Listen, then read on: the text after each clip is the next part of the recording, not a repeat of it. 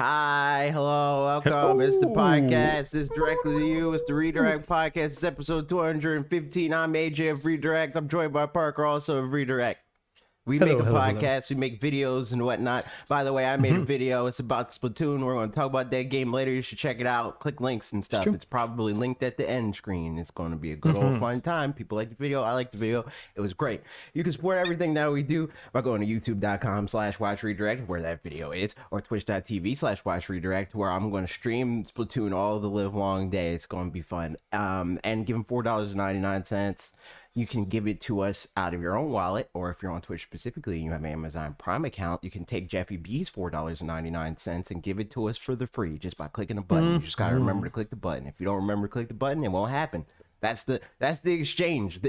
Twitch is slowly draining people of their manual labor by having them click a button every month for $4.99. In exchange for that, you get loyalty badges, you get free Switch keys from time to time, you got access to Spurs on Discord where you can listen to us record this show every week, man, at Thursday, freaking usually around 9 p.m. Eastern time. It's fun. You can contribute to the peanut gallery and whatnot. Also, you can get other stuff like being in the credits of our videos, like the video I mentioned. Did I mention I made a video? I did. You could be in the credits of that. Check out our Patreon. It has all the other things that you can get and whatnot. But anyways, I sold. I freaking pressed the intro button. Anyways, I did it again. What happened? I'm confused. I pressed the intro button on my thing, so it went back to the intro. But it's fine. We're talking about stuff. Freaking nice. Nintendo Direct. Is it going to happen? Yeah. What's going to happen there? What? You know? What are we doing there? Us. Yeah. That's the one. Okay, so here's the scoop. At some point, I mean, it seems like probably there's going to be a direct this September, largely because tradition. Also because so many people are saying it, and at this point where there's smoke, there's fire. So like, yeah, probably. Yeah. With the slight asterisk of, is it going to be delayed from like sounds like? Probably was going to be next week, but was it? But now maybe going to be. I mean, who's to say? Every time, especially since the whole thing of like, are directs gone now, or are they getting ready? Right. Every single time. Somebody has been like, and even when it's corroborated, somebody's like, yo, we're going to have a direct on this day. It never happens on that day. Ever. Not a single time. And this is just another thing to be like, well, obviously, that's why I got delayed. That's why I'm wrong, because this happened. This one does seem also just... Okay, so let's assume all of the rumors are true, just for a second. A British monarch, like, rest in peace, all that stuff. She's 96. She lived a very long life. So also, she's racist, so I don't care. Yes, yeah, that bit too. It would be just truly like when there was the earthquake in Japan and they pushed an announced direct back by a week. That made sense. There were like no questions asked. It's like, yeah, sure, totally. This one would be like, really? Like, yeah, seriously? Okay. Seriously? Did you make a video game about killing monarchs or something? Like, at that point, sure, delay it. But, like, yeah. Come on, dude. Super weird. So, I mean, who's to say what'll happen with all that stuff? But, nevertheless, I mean, seems likely enough that eventually... a direct's going to happen this month, or even if it doesn't, hey, whatever. We're here to talk about it today. There will be a direct at some point.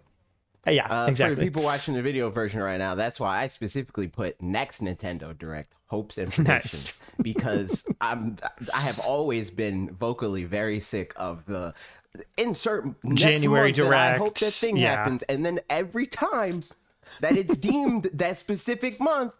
It doesn't happen then, but people keep doing it. They keep doing it. Oh my God, I am going to lose my mind. But yeah, we're going to get video games, man. It's going to be great. Remasters and stuff. Zelda game? Yeah. Probably. Which one? Who knows? Oh, every single one of them. Yeah, every Zelda game that ever exists. Yeah. So yeah, I don't know. So announcements and stuff. I sometimes I'll like make a list. I didn't make a list this time. I just figure we'll just wing it and it'll be fine. Yeah. So yeah, I think, I mean, we've talked before. We talked last week, I think. Last week, yeah, about like games. Yeah, that was exactly. last So like week, Wind Waker, Twilight Princess, Metro Prime, thing like that. Those all have been rumored for a while. So like, feel like gimmies. Maybe they'll happen. Ideally, I mean, hopefully they'll happen. That'd be great. It would be cool nice if to they get to play those. Because like they kind of been setting up for that. We've made videos about that even beforehand, like since the Mario collection, when they were talking about how they specifically made an emulator for GameCube for that game. It's like, well, you don't do something like that for one video game. Yeah, That's something that is going to be reused for something at one point or another, probably multiple times or another. So yeah, I think that's a pretty safe bet. But what do we think? Here's a question real quick with the, okay. So assuming Wind Waker and Twilight Princess happen, what are like, what do you think? I'm going to phrase it differently. I have a guess of how they're going to price these things. I don't know. I mean, they could easily just do $60 each. It would go over, people would buy it, but like, you know, it wouldn't go over great. So my guess is the following. They do kind of Bayonetta 1 and 2 situation where the two games are $40 each, but if you buy one, the second one is $20. And so it's $60 if you buy actively both of them, or if you buy them both physically, it's like just $40 and $40. Or if you buy, you know, if you don't somehow tie them together on your accounts or whatever, they'll be $40 each. But as a total, $60. But, you know, they don't want to just sell one of the games for just $30 because then that devalues it some amount or whatever. Yeah, exactly. So that's my guess for the pricing structure, but truly could be anything. But like, I wouldn't say that that's my guess. That would be my hope. For other people, because I mean, we've talked about it before, but I'm not buying Twilight Princess. I'll buy Wind Waker, sure, but I'm not buying Twilight Princess. So it doesn't really make a difference to me. Like, it'd be cool if I only had to give them 40 or 30 or whatever. But like, I'm prepared and expecting them to charge 60 for both. And if that's the case, I'll give them 60 for Wind Waker. Good game. I'm fine with that. But hopefully for everybody else's sake and mine, honestly, because like even if you're not buying both games and you want to buy one game, paying $60 is not something that is preferable. But True. You do what you have to. Corporations don't usually charge things based only on our preference, it turns out. So we'll see. We'll see. We will see. What I was going to say what else? is Mario. Do we think we're going to get some sort of new Mario thing? Because like we got Strikers, but usually we get something else Mario by now. You know? So here's the thing that I do think that we'll see. I think we'll get an actual trailer for the Mario movie. We have a news article coming up later. I mean, it's not that long of an article. It's just that somewhere it seemed like maybe the Mario movie's been delayed till holiday 2023 based on this, that, or the other. I don't know. So I don't know how that would affect this, but I think that since the first like news we got about the movie was in a Nintendo Direct, I feel like seems pretty safe that they'd want to go into the holidays, especially with the trailer out there. Probably for like holiday movies and stuff, and then especially you know, that's some of the news that we're going to talk about. But how far into 2023? Holiday 2023? Holiday, yeah. That's what I mean. That's what this thing said. I will. Whatever. We're just talking about that now because it's just a small thing. It was on Illumination Paris's website. It just said holiday 2023 somewhere. But it could be one of those things where they updated it and it's like, oops, it actually is going to be holiday 2023. We didn't want to tell anybody. Or it was like they had put holiday, they had 2022. They pressed 3. Yeah, exactly. Instead of changing both of the things, they changed this one. You know, could definitely be that. But yeah. I don't know. I mean, I feel like if they delayed it to holiday 2020, for movies, to show a trailer that far out is not outside of the realm of possibility. Normal. Yeah. But I feel like if they're delaying it that far, I kind of doubt it. Because, like, if we were expected to get it in holiday 2022 and we didn't see a trailer between when they announced that and now, I don't think that they're looking at this like a regular movie. So, like, I could definitely see them push out the trailer reveal further than that. Like, I think that we might be looking at a Thor situation where people are like, we're only 3 months out. How are we going to know if we want to see this movie? Like, they didn't show us a trailer. But yeah, we gotta say, I mean, granted, going to the movies with the more than just yourself is expensive, but I don't know if it's that expensive. Where it's like we gotta be saving for a year to know if we want to see this movie. But yeah, we might hear, if it is delayed, I wouldn't be surprised to hear about the movie during this. Like, maybe we see some sort of promotional stuff, like we see the movie poster, or we see like a render of like, you know, like screen grabs, something like that. But a full trailer a year out seems kind of I think it really is dependent on whether it's actually been delayed or not. So because if it's early next year, I would imagine, I mean, you know, we know the games industry well enough, but like, I don't really know the movie industry that well. And like, I would assume having a trailer out for during holiday movies and stuff is important, but again, not if it's a year out. But if it is in April still, then sure, probably. So, but yeah, saying something about that feels like, moderately I think that likely. this is kind of like, as far as like just the movie industry, right, or the film industry. I think that this inherently is different from that, because it's not. It's even different from something like, or it's more akin to something like a Marvel movie, where like they're more worried about spoiling the movie for the people that they know are going to see it than they are trying to get people to see it. So that's why they get closer and closer to when the movie is coming out to when they start to like heavily promote the movie. We're in that situation where it's like, people are not, like, Mario is a known quantity. If people are like, a Mario movie's coming, I mean, if Nintendo's like, a Mario movie's coming out in 2 months, people are going to see the movie. People know what Mario is. So like, even if it looks like it might be bad, people are going to see the movie. True. 100%. So, I don't know if they're that worried about getting the word out this far away, if it is holiday 2023. But if it's not delayed to holiday 2023, even if it's pushed to 2023, if it's like spring 2023 or summer, which is, I think, more likely for a movie. I think the date right now is because it had been delayed, but now it's April 27th. 2023 is like the official date currently. Okay. So I don't know. So yeah, like, I could see that being the case, but I could, like, if they delayed it again, I feel like it's more likely that they went to summer than holiday. Like, unless something's wrong. Like, if something is wrong, then sure.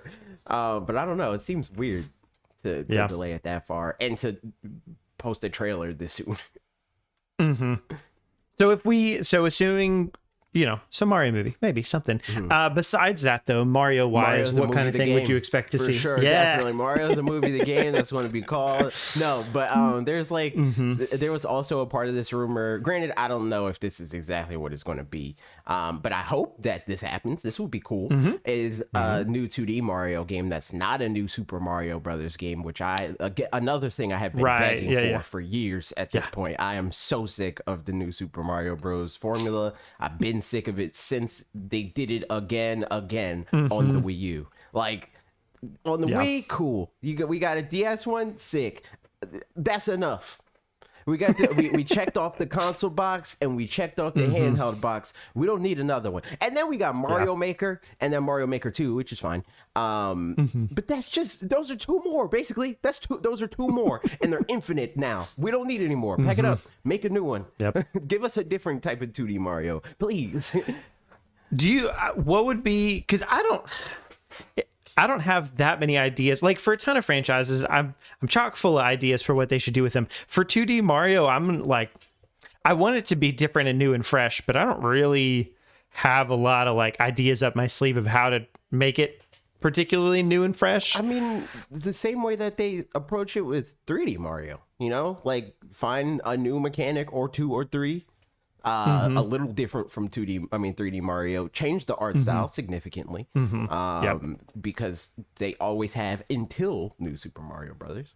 So I think that's another box that they need to check. New suits, maybe a new big The interesting thing with the art style, though, is like they've always kind of moved like to more and more, closer to like cartoon status or whatever, like from the first one through like Super Mario World was more like that, and then like New Super Mario Bros is very just like plasticky, cartoony kind of a thing.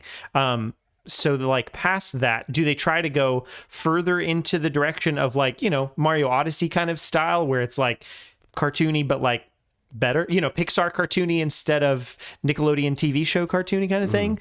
Or do they like fork in a different direction, in which case, like, I don't know. That would just be interesting to see them go with an art style that, people would talk about, like the painterly art style from that one Mario level in New Super Mario Bros. U, or no, I don't know. It doesn't matter. It was you, I think. That's why we need to pack it up. But yeah, it is Wii U. Yeah. So like, I mean, I'm down for whatever. I just literally want it to be anything else. Anything else. Yeah. No, I feel that for sure. I would be excited. I'd be excited to play a Mario game. And like right now, I mean, a 2D Mario game like that already exists for 3D Mario games.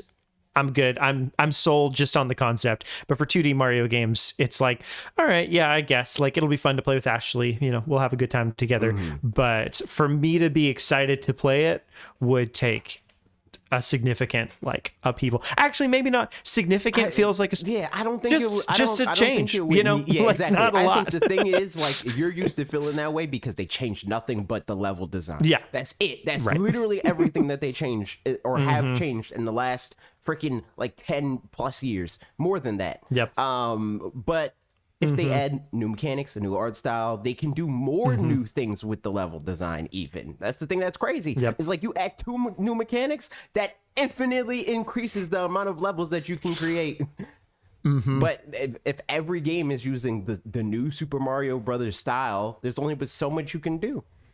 Yeah. I mean, honestly, one really big change so I think a big thing would be story-wise, that it's not just like Bowser, Peach, whatever, like the standard affair, which like I don't know that they'll change that. It's probably just gonna stay. But if they change that would be exciting.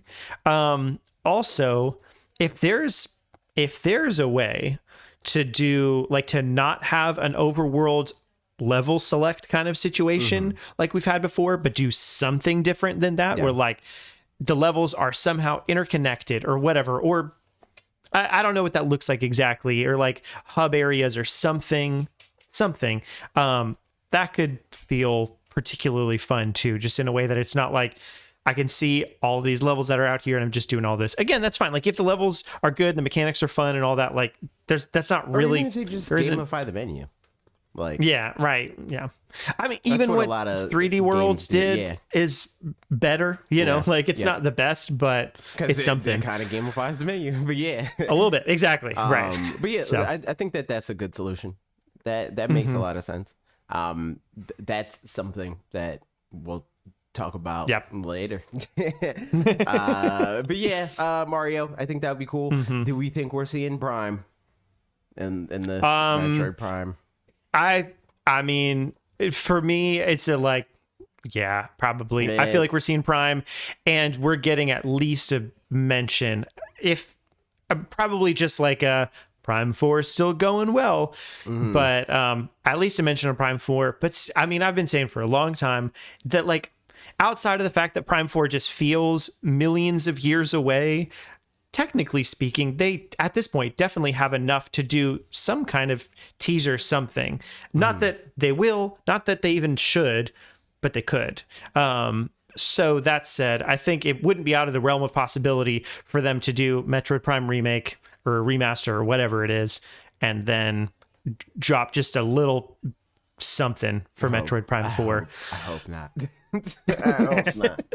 Unless, I mean, like, I can, like, a short little stinger with a date. If we have a date and they know that this date is going to happen, sure. Because this is already like it's already a game that they already messed up on in terms of like announcing too early. They already did that. The cat's out of the bag there. Can't let the genie back in the bottle. So like an update on like the game's almost done. That would be neat. I don't think 2023 holiday is out of the realm of possibility at this point. Like, yeah, I could see that. That would make sense. When it got delayed in early 2019. My second podcast ever on here. Third, I don't know. That's crazy. Yeah. Indeed. But yeah, no, that's plenty of time to make a full video game, let alone a video game that I would assume they salvaged at least part of what they originally had. I would hope so. And or they have, you know, some prior experience with too, and that kind of stuff. So like there's things working in their favor for sure, as long as when they started it back up it was smoothish, you know, like it's possible that it was a disaster again and then it took that much longer, but because like when they were talking about it, it sounds like Retro from jump had a good like grasp on what to do next. Like the reason why they picked it back up is because they had a concept for it. So out of curiosity, do you remember when was the last time a Nintendo, like a first party Nintendo game, was just outright canceled publicly? Like I don't remember. I can't think of any off the top of my head. I don't at all. I can't think of a game that's been publicly canceled as much as maybe that just like rumored ones, and like sort of like the Wii U big machine thingy, right? But that's the thing Project about Hammer. Most Nintendo games that get canceled is like they usually get reworked into something else. The ones that we here have gotten outright canceled are ones that didn't exist publicly in the first place. So it's hard to like answer that. Like I saw somebody on the timeline, I think it was Low Roll Legend on Twitter. He was talking about, he was like, man, I wish that they gave Retro way more resources, because every time they come out with a video game it's a banger. And it's like, no, they tried that. That's how Retro started in the first place. And so the reason why every time they come out with a game it's a banger is because they cancel so much. So it's like they have a really high batting average because they have standards, but like they shoot a lot of shots that don't hit. We just never see them. So like it just would be, it feels like it would be throwing money in a hole if you just expanded the size of Retro, because it does not seem like scale like just expanding the amount of developers is going to help their particular workflow. I watched the Did You Know Gaming video that they put out this last week or something like that on the Sheik game. Did you watch that? Yeah, I mean, well, no, but I've heard about it. So it was the one that, like, you know, a year or two ago we saw all this like really cool concept art for, and then, like, I obviously had only seen, I guess, a couple of them, because when I was watching the video they were showing like there was like 100 concept art pieces that had come out, and they were showing all of them, and I was like, these are so cool, like really, really cool. But they, you know, got some interviews with people that worked there at the time, and like NDAs are expired now and all that stuff, and talked about it. And one of the guys specifically talked a bunch and was like, oh yeah, no, the concept art was amazing. Like that was great. The you know, art was cool and stuff. The game was just bad. Like they worked on it for 9 months and then pitched it to Nintendo basically. And Nintendo was like, no, the combat was essentially, because like the higher ups were saying that we, you know, the Wii's the future, and like simple gameplay that like anybody can do is the way to go. And like the combat was, your character, who was the last male Sheikah, is just standing there, and like there would be some wolves, and they had other enemies that they were going to program in, but like this was going to be basically the combat loop for the whole game.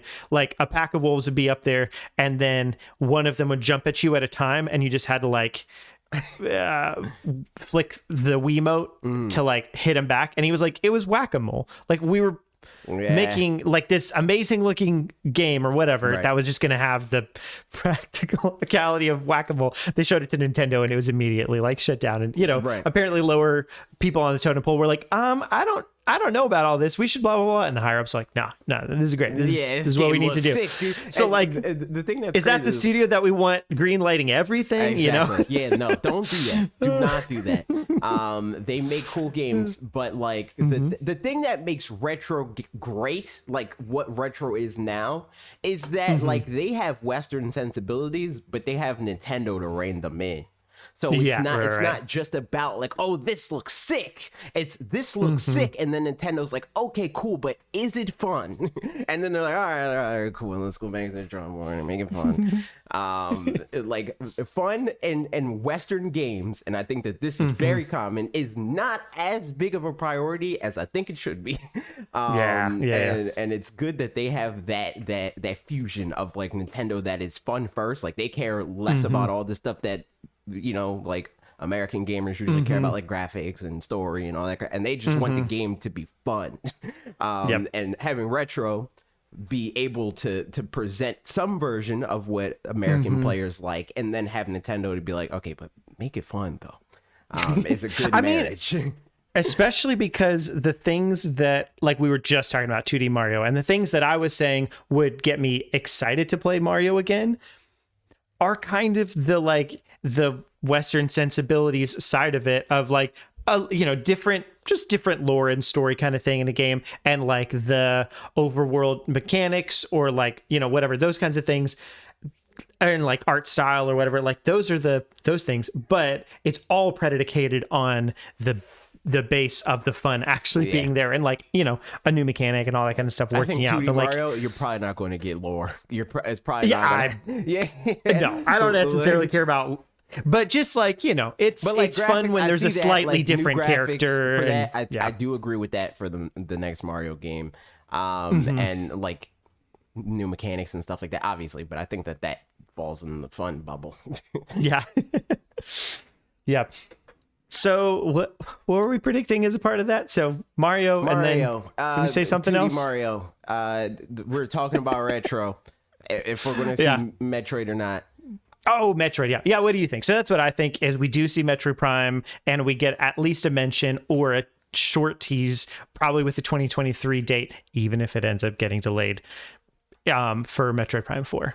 I don't know about that last part. The Metroid Prime still. 4 stuff, I'm iffy about, because I feel like that's something that they hopefully learn their lesson on, and we won't see it until it's done, or at least close to being done. Because we've already seen it twice when it was nowhere near it. So like, what's the good in showing us the game that we already have known exists for half a decade now, and still which is crazy. So I think Metroid Prime remaster, remake, whatever they want to call it, whatever it is, I think we'll definitely see that, or not definitely see it now, but I think it will come. Hopefully we see it in this direct. But that would be sick. So anything else, any specific? There was something about a Donkey Kong game or something. So there's that a quick and easy one, the Fire Emblem new Fire Emblem game. I would be surprised if we don't see that, because that one also, like, there was even a couple leaked images that seemed like they were pretty legit from what people were saying, and like, so probably we'll see that at this one, and then like release, I think, summer like, next year, something like that I'm like the most positive we'll see. I think we'll most likely see a Zelda remaster, whether it's both of them or not. We'll probably see that, and then second place would be Fire Emblem. Like, I would be surprised if we don't, because those are just two franchises that Nintendo has shown interest in maintaining with frequent release, especially Zelda. We literally have not gone a year without something Zelda since Switch came out. So like, I don't know if they want to make this year that year, Yeah. And the remasters are good, and maybe they were keeping this in their back pocket for a situation like this, where like this year was supposed to be the year, for Zelda, where it's like Breath of the Wild and all that stuff, and then they had to delay it. Maybe they were waiting to do the remakes, remasters, whatever you want to call them, for Wind Waker and Twilight Princess, because they're low impact, why prioritize those when you could just drop them when you need something to fill a hole, I think that's exactly it. It's like, they like, from what we've heard, Nintendo is very keen on just like having games done and just sitting there for a while, even if they could come out earlier in some cases. I mean, I'm sure sometimes they're like relatively down to the wire, but like a lot of times at least, especially with the port ones, it seems like they just have them done. I'd be curious if like data miners are able to see whenever those come out, assuming they do, at some point they'd found with like Yoshi's Crafted World, I think like that like it released on this date, but it's been done for like 7 months or something like that, just sitting there waiting. Right. So it'd be interesting to see that kind of data about these ones, or just see how long they've just been waiting around. Because like Metroid Prime could be easily the same kind of thing where it's just been done forever. We didn't want to talk about it until we were also going to talk about Metroid Prime 4 or just like closer to, this far out for Metroid Dread or whatever, Which would make sense, because I think that like, as weird as it may sound to people that love this game, I think Metroid Prime coming out is marketing for Prime 4. Like, it's not 100%. A game that they're releasing for the sake of people playing the game. It is a game that they want to get more people to buy the other game. So like it just makes sense for them to hold it until at least 4 is within reach, It's true. Past that, you mentioned Donkey Kong. Do we see a Donkey Kong? No. I don't think so either. I would love it. I'm same, but no. It would be very cool. But no. I mean, I believe that the game is like happening or whatever, but like I think at this point especially, I don't know that I'd be expecting to see that many more first party games than, like typically, because I also think, we'll talk about it in a second, I guess, but like I think Breath of the Wild 2 closing out the show feels pretty likely if it hasn't gotten delayed at all. If it's still coming out spring next year, then like I could easily see them do that. Otherwise, I mean, it could be a Game Awards kind of thing. Did they say spring? Pretty sure they said spring. I don't know if they said spring. They might have said spring, but I think they just said 2023.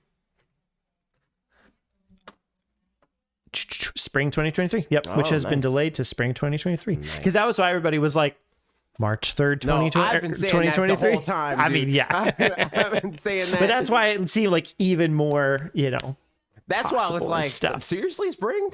Like, actually? Because yeah, man, that would be hype. That would be hype. Twould. I wanted it to get delayed to 2023 when we thought it was 2022. Just for that. Yep.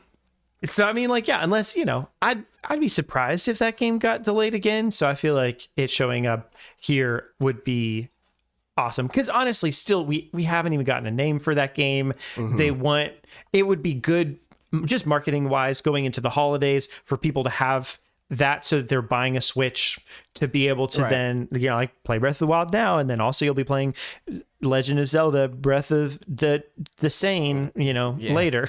Whatever. Yeah, because I feel like they do like having years like that.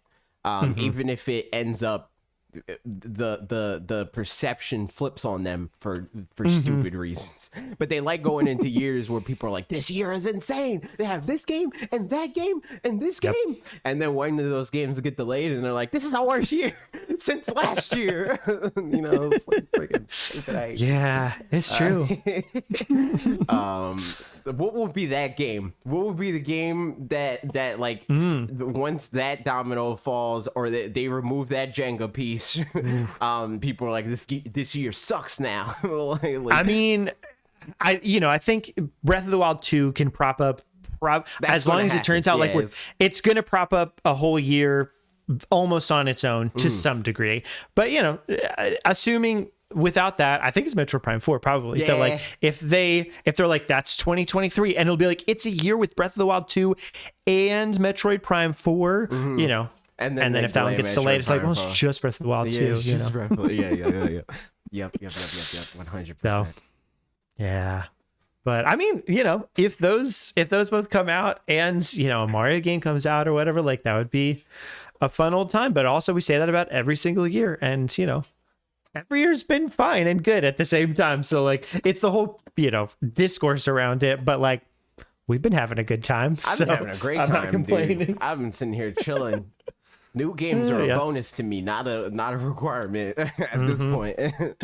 Yep. And it's like even more so going to be like, because every game that I am getting are like games that are evergreen games for me that I'll be playing for a long time. Like obviously Smash, I'm playing that for forever and I will continue to play it. Pokemon, I'm probably going to play that a lot, especially with the 4-player co-op. I play Sword and Shield still to this day, often weekly. So that'll just be slotted in as the replacement for Sword and Shield with new mechanics and even more things that I can do with my friends. Splatoon, I'm having a great time with that. I'm glad that I'm winning a decent amount of people over and they also want to play the game. That'll be sick and fun. So like, you know, Breath of the Wild, that will be slotting into that for a little bit until it gets boring. And then every once in a while, I'll be like, man, I really want to play Breath of the Wild. And then I play that again. And, you know, it'll be that game. I tweeted recently too, like, I'm getting a hankering for playing Breath of the Wild again. But at the same time, like, if the other one really is around the corner, like 6 months away or whatever, you know, then like it feels more fun to just even like as if the nostalgia for the first one is, you know, just like walking around and interacting with the world still feels like fun and fresh. It's like, oh yeah, this is so fun. It would be better to like more fun to use that energy towards the new game instead of getting sick of the mechanics again and then go into the new game sick of the mechanics already. Get to use all the old stuff to bolster the new stuff too. Exactly. And, like I don't know. I guess that like for me, I just prefer for my games to be evergreen. Like I'm okay with a game that like you just play and then that's it. But at the same time, I think that for me, it is infinitely more exciting to have a game that I can play for the rest of the time that I'm playing this console than to have a game that's really, really cool for a month and then it'll go in and out of my consciousness for the next X years, you know? So yeah, that is funny because like I totally get that. And I think I'm on the other end of that at the same time where like, I mean, obviously just based on the games that I play, but like, it's funny that I would want the opposite of that. Cause like, I like that I have just a fond memory of a short hike, which literally took me an afternoon to play. And that's the opposite of evergreen, but like the memory is kind of evergreen, you know, and like just the feeling of it and stuff, but like things not getting even a chance to outstay their welcome or whatever. But again, the thing that I enjoyed out of the games is kind of fairly opposite from the thing that you're getting out of it, I guess, at the same time. So it's just like, I don't think so. Interesting that I don't think it's the opposite. I think that it's just it's a less intense. I mean, just like the community aspect as well and all that, you know, multiple times over because you have memories of these games, you know, like I'm getting new memories of Pokemon Sword and Shield to this day, you know, and that's. Do you think you'd still be playing it to the same degree though if it wasn't like if you were playing it with other people? No, because that's the thing. Like unless the game was built in a way that would ensure that I have a reason to continue playing it. Yeah, like when it's a one and done game and all you do is you play it once and then it's over. The only thing there is to do is to retread the things that you've already done before, and that's not really fun, and that doesn't really bring new memories, you know. And that's really the key there in terms of like for me, like there would definitely be like single player games that I would love to play if they gave me that kind of feeling, but I think that it's just like impossible for them to do that. And with any sort of like realistic expectation, you know, like I can't expect a developer to be able to make a game that you play by yourself that lasts thousands of hours, with new content, you know, like it's gonna get old, and that's fine because like I enjoy those games. I just think that it's kind of weird with the zeitgeist or the like vocal minority question mark of like the gamers that are always looking for the next thing to play and the things that they're talking about and like how they like attack, which granted EA not my favorite company, but they attack EA for like the play single player like games, no one plays single player games, but it's true though. Like, it's actually true. Like, as somebody that will play a single player game, even people that play single player games don't play them enough for it to be justified to have this type of vitriol whenever somebody's like, I don't really care for them that much. Because that's why you're always looking for something new to play, because you too, not you, because obviously you have a lot of games and a backlog, right, and you're a very busy man. But you too experience that where it's like, I'm kind of done with this, you know, but you just have a lot of games that you would be like, I would play that. You know, I should play this. Yeah. I don't have the time to play it, but I'll play it, you know. But the people that like all they do in their free time is play these video games. They play the one and done game and then they have nothing else to do. I think that the ideal thing, and like what I'm getting at is, I think it's just healthier to have a hybrid of the two. And that's usually what I strive to have. Like, I'm not always playing all single player game, because not that many single player games that are like up my alley come out that often. But I'm okay with that, because I have the evergreen games to play for forever until something that single player that interests me does come out, and I can play that and then go back. You know? I do wonder what it would take for a multiplayer game to get me hooked, because I really don't know. I mean, you know, who's to say? Maybe I'll get into Splatoon, and there it is. I think that it's going to be similar to what happened with Alec, where it's like you go through your whole game in life, and that's how you play games. And that, like, in your head, you're like, man, I just like playing games by myself. That's just me. That's just how I am. And then you experience what we're talking about, and then you're like, oh, wait, I do like this. And it's not something that, again, I play single player games. It's not something that will replace that. Oh, yeah, it's just something that's going to add to that. And it's going to, like, I think that it is a universal thing. Like, even if it's not, or you don't see it as a type of experience that you would want to have in turn, like being super competitive or whatever, right? Like, I don't think that is the value of multiplayer games. I think the value of multiplayer games is that no matter what the game is, it's fun to play. Like, even a game that I don't like if Mario plus Rabbids was a multiplayer game and everybody wanted to play it, and I played it with people, I would probably buy the game, because it's fun to play games with people. You know? Yeah.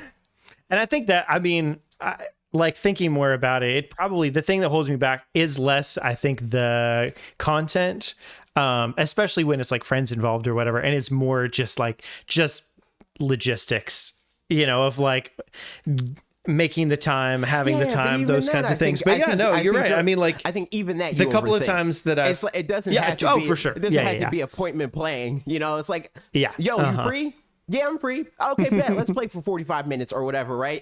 And also, I think part of that is like, but like, what if I'm not free, and what if they're not free? Will they will it hurt their feelings? It's like, no, like, you can play when you can play.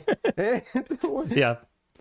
No, I think all of that is definitely part of it, and there's just a whole bubble of that in my head of similar things. Scared. But Cal said, "Consider people are scared." I disagree, because you're here right now. You just got to find the right people. That's the thing. Yeah. But yeah, Nintendo Direct. It would be cool if Nintendo Direct. Do you think anything wild like that, like what's your like pie in the sky? I don't fully understand that saying, but prediction. I'll give one of those real quick though. I'll come back to the other thing I was saying. So pie in the sky.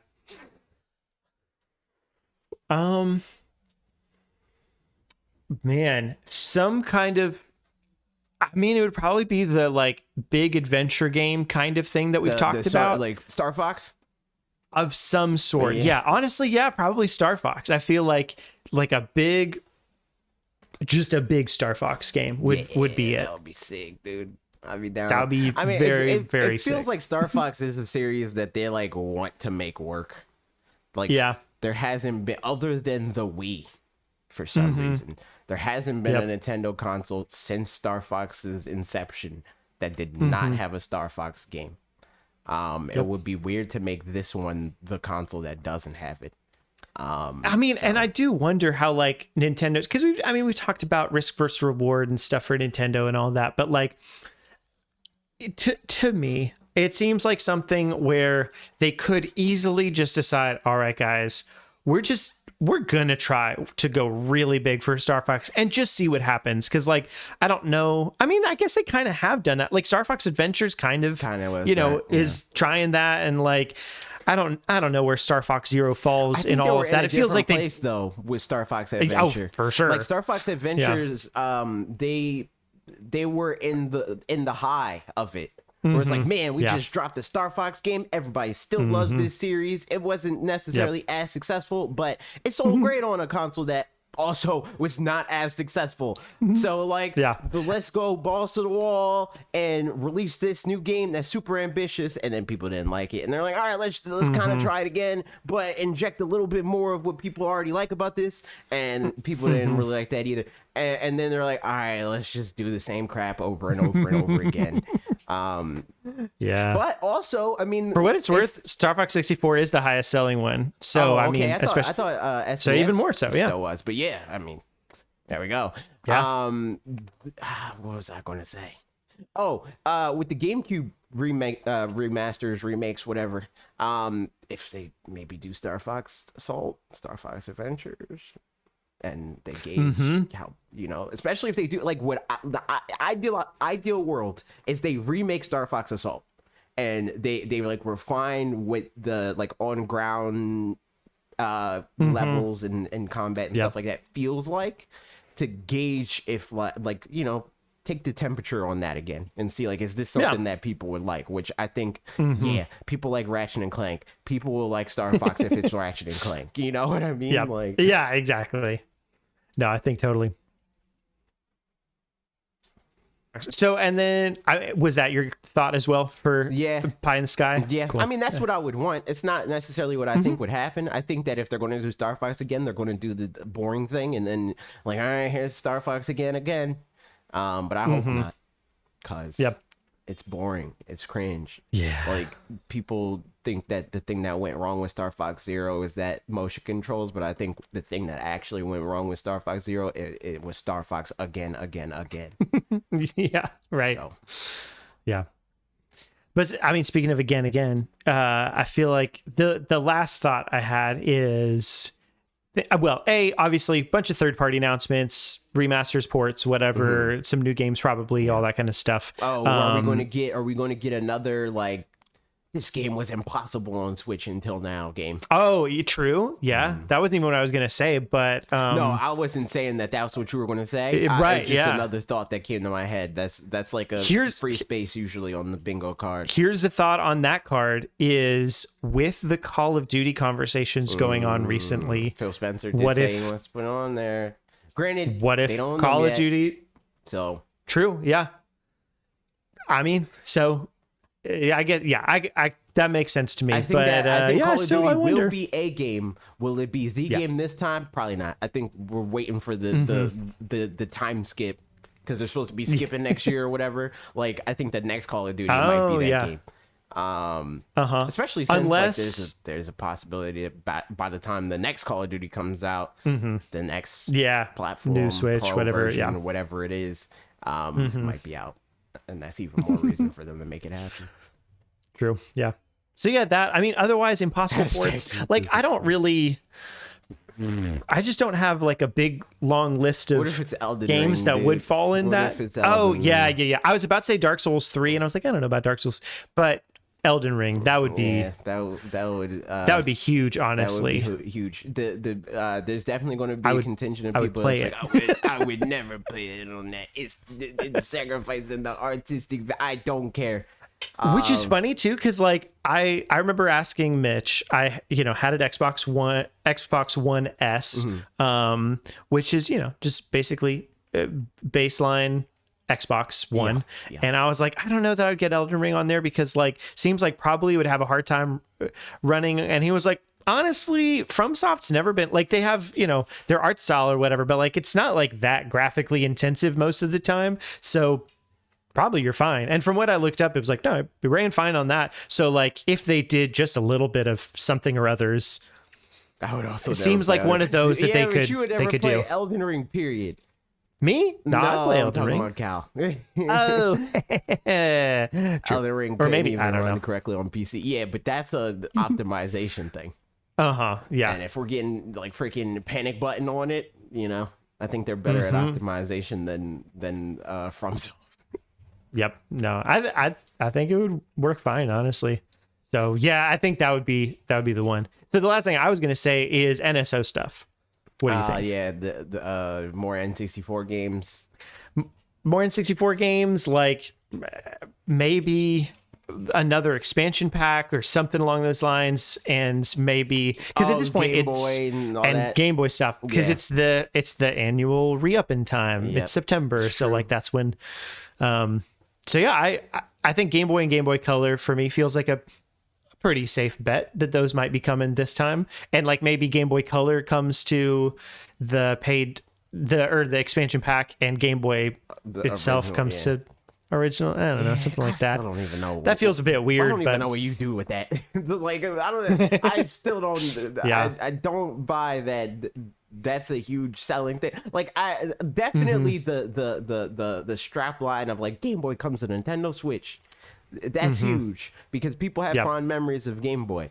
But I don't think the actual like nuts and bolts of that is that impressive. I don't think it starts being I don't impressive think until they care GBA. that much. True. I mean, true. I feel like for this, all you need is that first head, because it's an Unless they especially have the expansion Pokemon, pack it's is an not that annual hype. thing. Yeah, right. really not. It's an annual thing, so as long as they get people in out the gate, and then they have them till next year, and then as long as they don't lose them, I guess is probably their idea. So yeah, I don't know. I feel like it is a weird situation, but I feel like it's likely enough. Yeah, I can see it. Also, I think that we might get, if we don't get that, I mean, even if we do, it's still possible. I think we might start to see the next batch of what's to come for the games. Like if they announce like when Smash Brothers is coming, because I think that's a foregone conclusion. Hopefully Pokemon Stadium, but I kind of doubt it.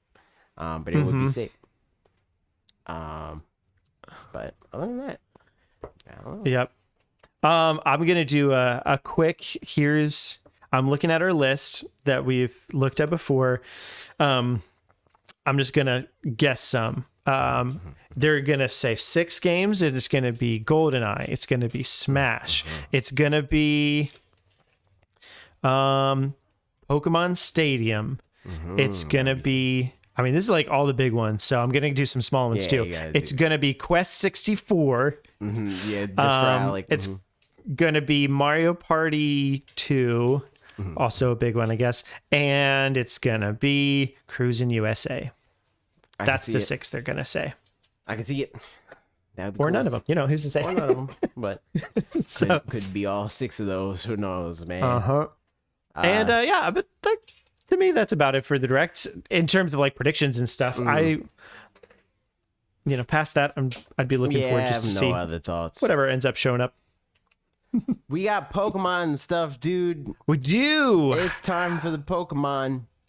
And I got the trailer right here, man. It's playing, dude. We got it. Nice. Freaking, they're drawing the castle school place. Man, look at that. I've got it pulled up. I think I'm around probably the same time stamp or whatever. Here's a weird thing with these trailers is they keep doing like zoom ins and sweeps and stuff like that. But the sweeps, I think, and zoom ins are all happening in their video editing software, which means that it's like as they zoom into things, it's getting like, compressed, and like the aliasing is getting worse and worse because it's zooming into stuff closer, which is like not very flattering for their games. So I don't know that they're selling themselves, the best on that kind of front, but it is what it is. All right, so that anything, right there, that just shows how much they care about that. Yeah, exactly. Shows that's not a priority for them. Yep, it's true. But yeah, we did pass by. I'm on Mela right now. Is that where you are too? Yep. Torkoal just did a fire thing. A little bit ago, it showed a double battle. I think it looked like, but like a double battle that looked like. I think it was. Oh, maybe it was. I thought it was before the auto, or I thought it was separate from the auto battle, and it was the one where it's like. Yeah, maybe. I don't know. Is it you're talking about with Makuhita on the screen? I'm gonna go back and find it. Possibly. I went back too far, I think, and now I don't know where it is. Oh well, doesn't matter. I'm looking at the one with Makuhito on the screen, and I think that's Oricorio. Kind of looks like Oricorio. Oh, yeah. That is exactly what it is. Yep. Looks like so. That's an auto situation. battle. Yeah. You're right. Interesting. I thought that was going to be like a double battle, kind of like Legends Arceus style. It looks like that. It does look like it that. does. But it looks like it's an auto battle version of that. I think you're right. It's like 3 Houndooms or freaking Houndours. It's 3 of those, and then it looks like it's Oricorio and Makuhita. And that looks like from when they started talking about the auto battles and how it's like that little like Looney Tunes-esque like fight cloud. That I think is like an indicator of like, this is an auto battle, that fight cloud, you know. So what do we know about the auto battles? Because I kind of missed that. I feel like in the so there's trailer I got this prepared too. There's a whole website for this, man. It says "Let's Go," a handy feature for exploring the Paldea region. Tell your Pokemon to go adventure. You can have one Pokemon out walking with you in the Paldea region. Great outdoors. When you have a Pokemon exploring with you in the field, you can use the quote "Let's Go" features to send that Pokemon off in the direction you indicate. The Pokemon you send out then independently picks up items in the area and even has auto battles with nearby Pokemon. And then it says, what are auto battles? Auto battles are a new way of battling that can be activated by using "Let's Go" feature. Doing so will send out a Pokemon to battle with wild Pokemon without needing orders from its trainer. Your Pokemon can be sent into an auto battle against any wild Pokemon you see on the field, and it can even find Pokemon to engage in auto battles on its own.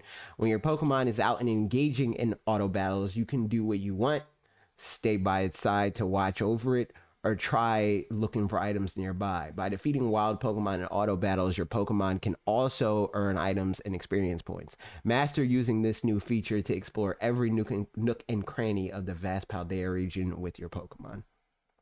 Interesting. I wonder, so can you have a different Pokemon out fighting other Pokemon while your Pokemon is auto battling? Probably not, I would guess. With the auto battles, the vibe that I get from auto battles is this is them evolving the Arceus, throw your Pokemon out at an item, at a tree. This is just an expanded version of that. So maybe, but the fact that on the website they kind of focus on it being one Pokemon. Like you can have, but then again, even that I don't know, because it says you can have one Pokemon follow you. So like maybe you can only have one Pokemon that's always out all the time, and then still have another Pokemon that you throw out. Because again, this is like a double battle, and we don't see any UI. So this could mean that it's like you were saying, where it's like just a Arceus style battle, or that's just how the battles are in general. Because we don't really see anything to the contrary of even that. Just in all the trailers, because again, they've been cutting around all this sort of stuff, like throwing Pokeballs and that sort of stuff, right? So, I mean, I could see it being a little column A, a little column B. Overall, it's just an interesting mechanic because it feels like it might imply things about the world one way or another, where like, like Legends Arceus, there were a lot of things where like I would just, go around, pick up items, or like, get stuff from rocks or from trees or whatever. And so in that case, it was like harvesting materials and whatever. We've talked about that a bunch of times. Don't know if that's going on in this one or not. But them saying like using that so that you can explore every nook and cranny of the vast Paldea region, like definitely gives some more emphasis to the world in and of itself, which is kind of nice because it hopefully suggests that it's worthwhile to be in this world. It's worthwhile to be multitasking in this world. Like which is like means good things in my mind, as long as they're not being dumb about it, which like I'd assume they're not. So that's cool. I wonder, like, yeah, just some more detail-y things. Like, what if your Pokemon runs up against a Pokemon that's a lot stronger than it? Like, there's obviously a little health bar at the bottom in the pictures on the site. But like, what if it's a way stronger Pokemon and you get like one shot? You know, I don't know. It's interesting. Would they just avoid stronger Pokemon, or probably not? They just get O-Coach. Yeah, probably so. So yeah, I mean that's a cool little mechanic. So yeah, all right. What else? Let's see. We got some new Pokemon in the trailer. We got this crab thingy. Hold on, wait. I'm trying to. There we go. We got it. It's the crab, and then also Arvin. They detailed the treasure hunt situation a little bit, and it's basically so like this game. The vibe I'm getting is it's them fusing traditional Pokemon in terms of like the trainer's journey, get all the gym badges, cool Pog, and the like Alola Arceus style of big Pokemon, fight big Pokemon, get cool thing from fighting big Pokemon that makes it, you know, also possible to progress in the story. And these Titan Pokemon seem like the equivalent of like noble Pokemon, freaking what were they called in Alphas? No, in Sun and Moon. Totem Pokemon. Yeah, totem Pokemon. Like that Titan Pokemon are the stand-in for that, it feels like. Yeah. And then I don't know. It seems like the what they're doing with the evil team is just like another gym, basically. You know, like because from the way that they talk about Mela is it sounds like she's the fire-based Team Star like boss. So like, do we have multiple different types? That seems gym battle-y to me. You know, like yeah. But they have like bases, which again, in a certain way, that seems kind of gym battle-y too. So like, it's just like it feels like there's the main like Victory Road trainer's journey, and then the Titan battles, and then the evil team is like a fusion of those two. Is what the read that I'm having on the situation anyway. Yeah. That's interesting. Which is cool. Yeah, it's cool. I hope that like, and honestly, I think that that's like the best case scenario in terms of the evil team, because that means that like that just gives us like more substantial content, and it also gives them a way to like scale it up without having to drag it. In terms of like you battle Cyrus like 4 times or whatever, like it naturally is like there's 6 big bosses of Team Star or whatever. You gotta beat them to get to the top. You know, like that whole thing. I could see that being like a natural way to like extend what is usually there with the evil team. Yep. And I do wonder in terms of, you know, we've talked before about the progression for gym battles and Victory Road and all that stuff. And like, you can tackle them in any order, but does it scale with you and stuff like that? I wonder similarly, I kind of almost assumed that story things would sort of happen as like, as you get to your 3rd gym, wherever that gym is, the 3rd story beat will happen or whatever. I wonder if and maybe that's the case, maybe not, but with Team Star, will it be things where stories will progress as you go to their bases and interact with each base? Something will happen, or like it'll interrupt you while you're doing other things, you know. I'm curious how that pans out. Yeah, and I don't have any answers. Callie said, saw people speculate between Team Star, gyms, and Titans. They might have all 18 types. Yeah, that's kind of what I feel like too. I think that they're like all the types are going to be accounted for between all these things, and I think that that is the solution. Not that type thing specifically, but I think that's why the solution to this is like kind of making them all a version of the trainer's journey, because it's an easy way to like gauge progression. It's like, oh, you defeated or caught 4 Titans, so that's where you are in this story. Or you got 5 badges, so that's where you are in this story. You beat 2 Team Star captains, so that, you know, like that sort of thing. It's not like this thing of like, all right, so you got the Silph Scope, and where you got to go. You know, it's not a traditional Pokemon story of like you know, it's like you have this many of the MacGuffin, and that's what, like, you have separate MacGuffins that you can get. My question with that is, like, do these MacGuffin, are they like scaled to your if what we guessed about Miraidon or Koraidon, do they scale where it's like, will I get the same amount of progression if I have if I beat one Team Star member and I got one gym badge and I got one of the Titan Pokemon, as if I got 3 gym badges? Yeah, that's a good question. Or is it like they each independently have separate things that they unlock? It sounds like they say there's 3 different stories, so like probably those 3 things independently, you know, deal with themselves or whatever.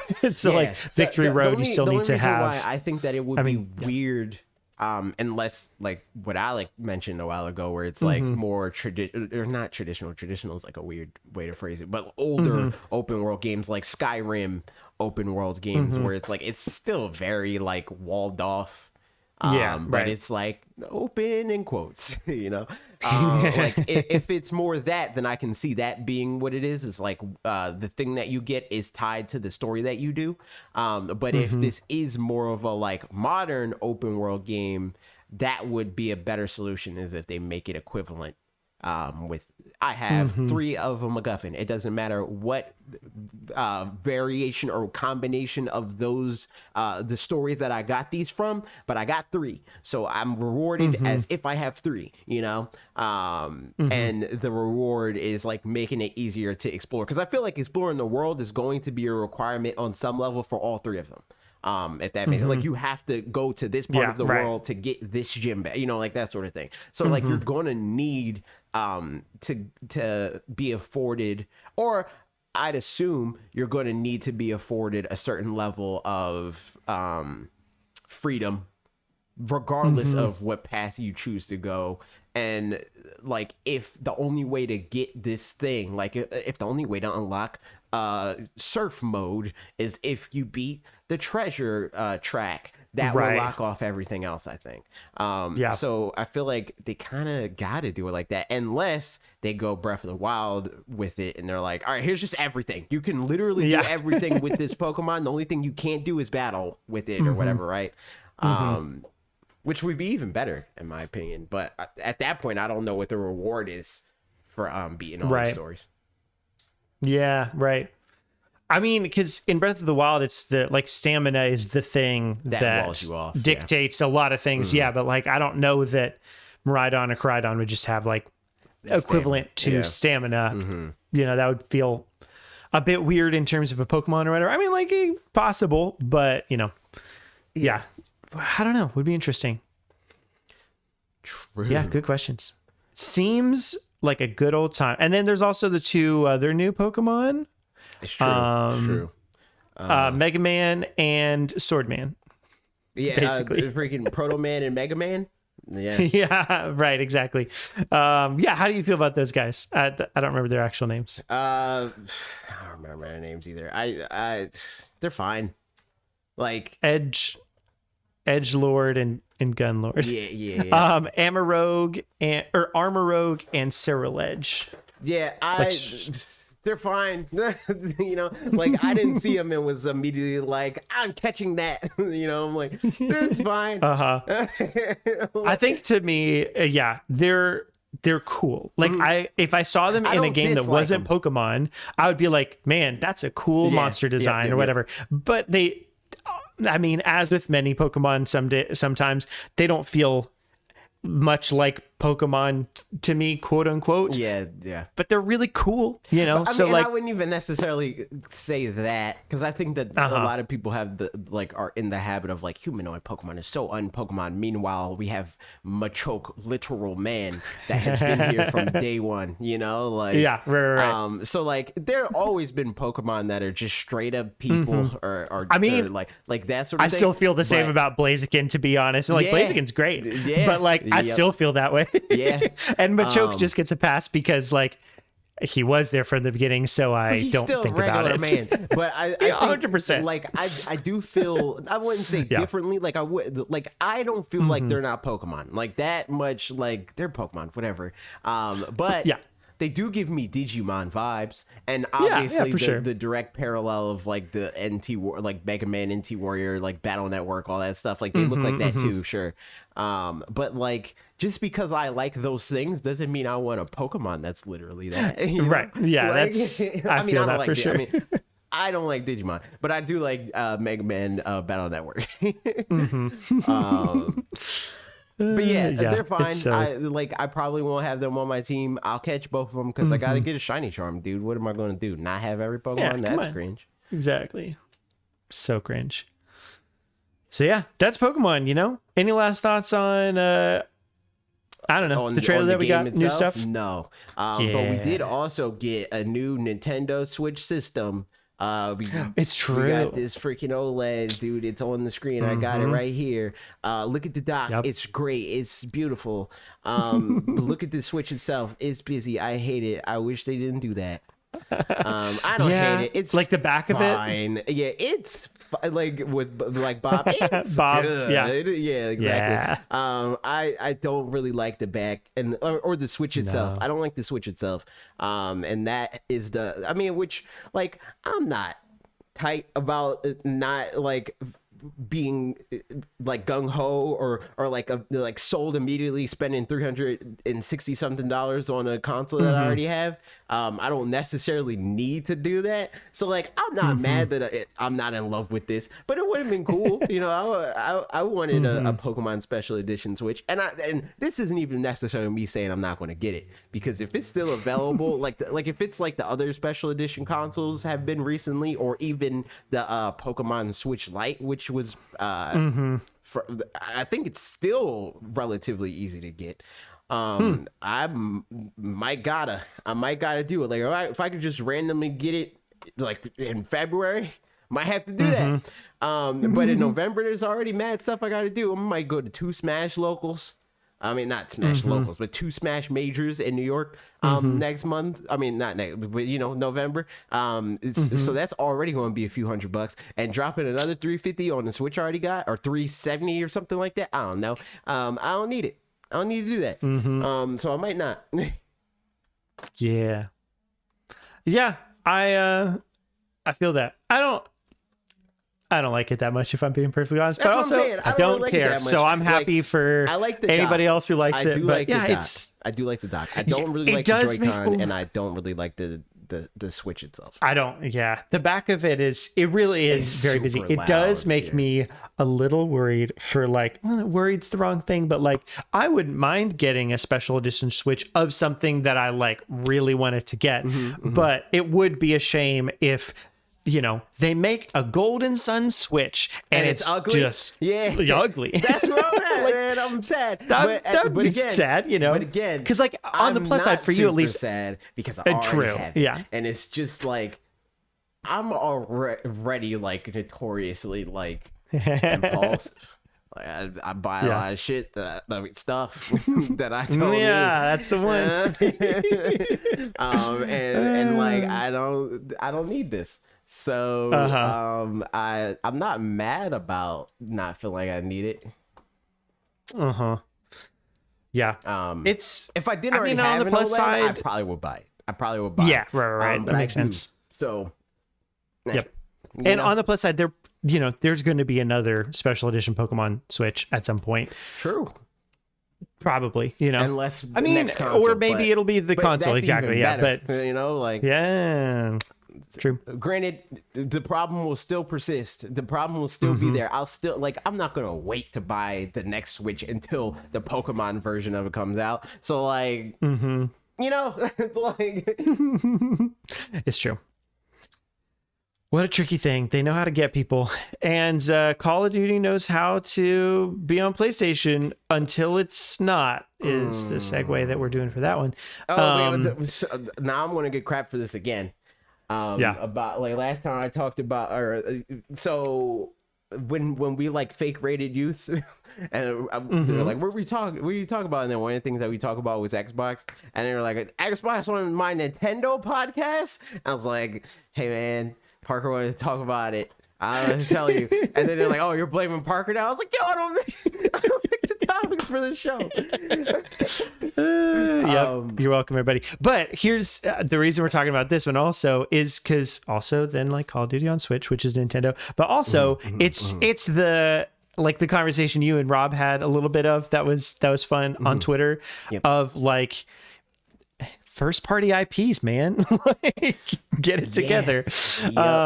Yeah, so it's very silly. I don't care personally if like, Call of Duty stays or doesn't on PlayStation. After talking to Kevin about this, I have a slightly different perspective in the sense that I get it. Like of like people being mad about this if they don't have every console and they want to be able to play the games that they want to play on the console that they own, and you know like the like affordability and all that stuff, and like everybody being able to play all the things.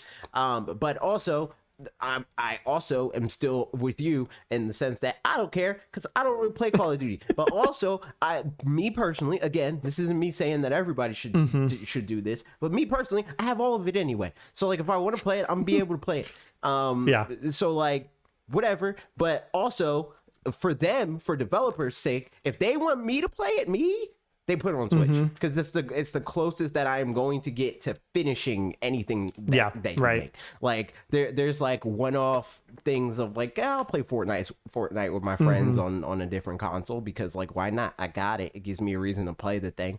And it doesn't take up space on my Nintendo Switch system. But if it's a game that like you want me to play all the time on my own accord, put it on Switch. Yep.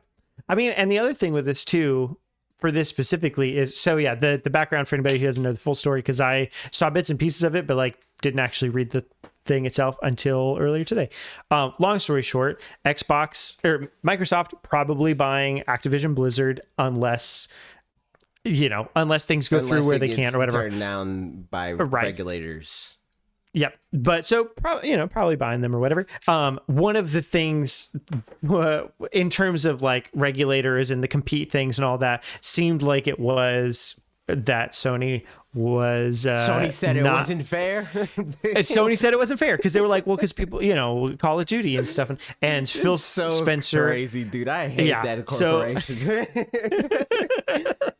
So Microsoft had come to Sony and given them an offer for Call of Duty and what that like assurances for the future in the following ways. And Sony said that it wasn't good enough, and the assurances were that Microsoft had only offered for Call of Duty to remain on PlayStation for 3 years after the current agreement between Activision and Sony ends. That's also, we don't know when that ends, so that's 3 years after that ends, which could be in 3 years and a day, or it could be a lot more than 3 years. I don't know. It just means that they're not obligated to do it anymore. Yeah. And so blah, blah, blah. And them being obligated to do it at all for Sony doing nothing. It's crazy. Yeah.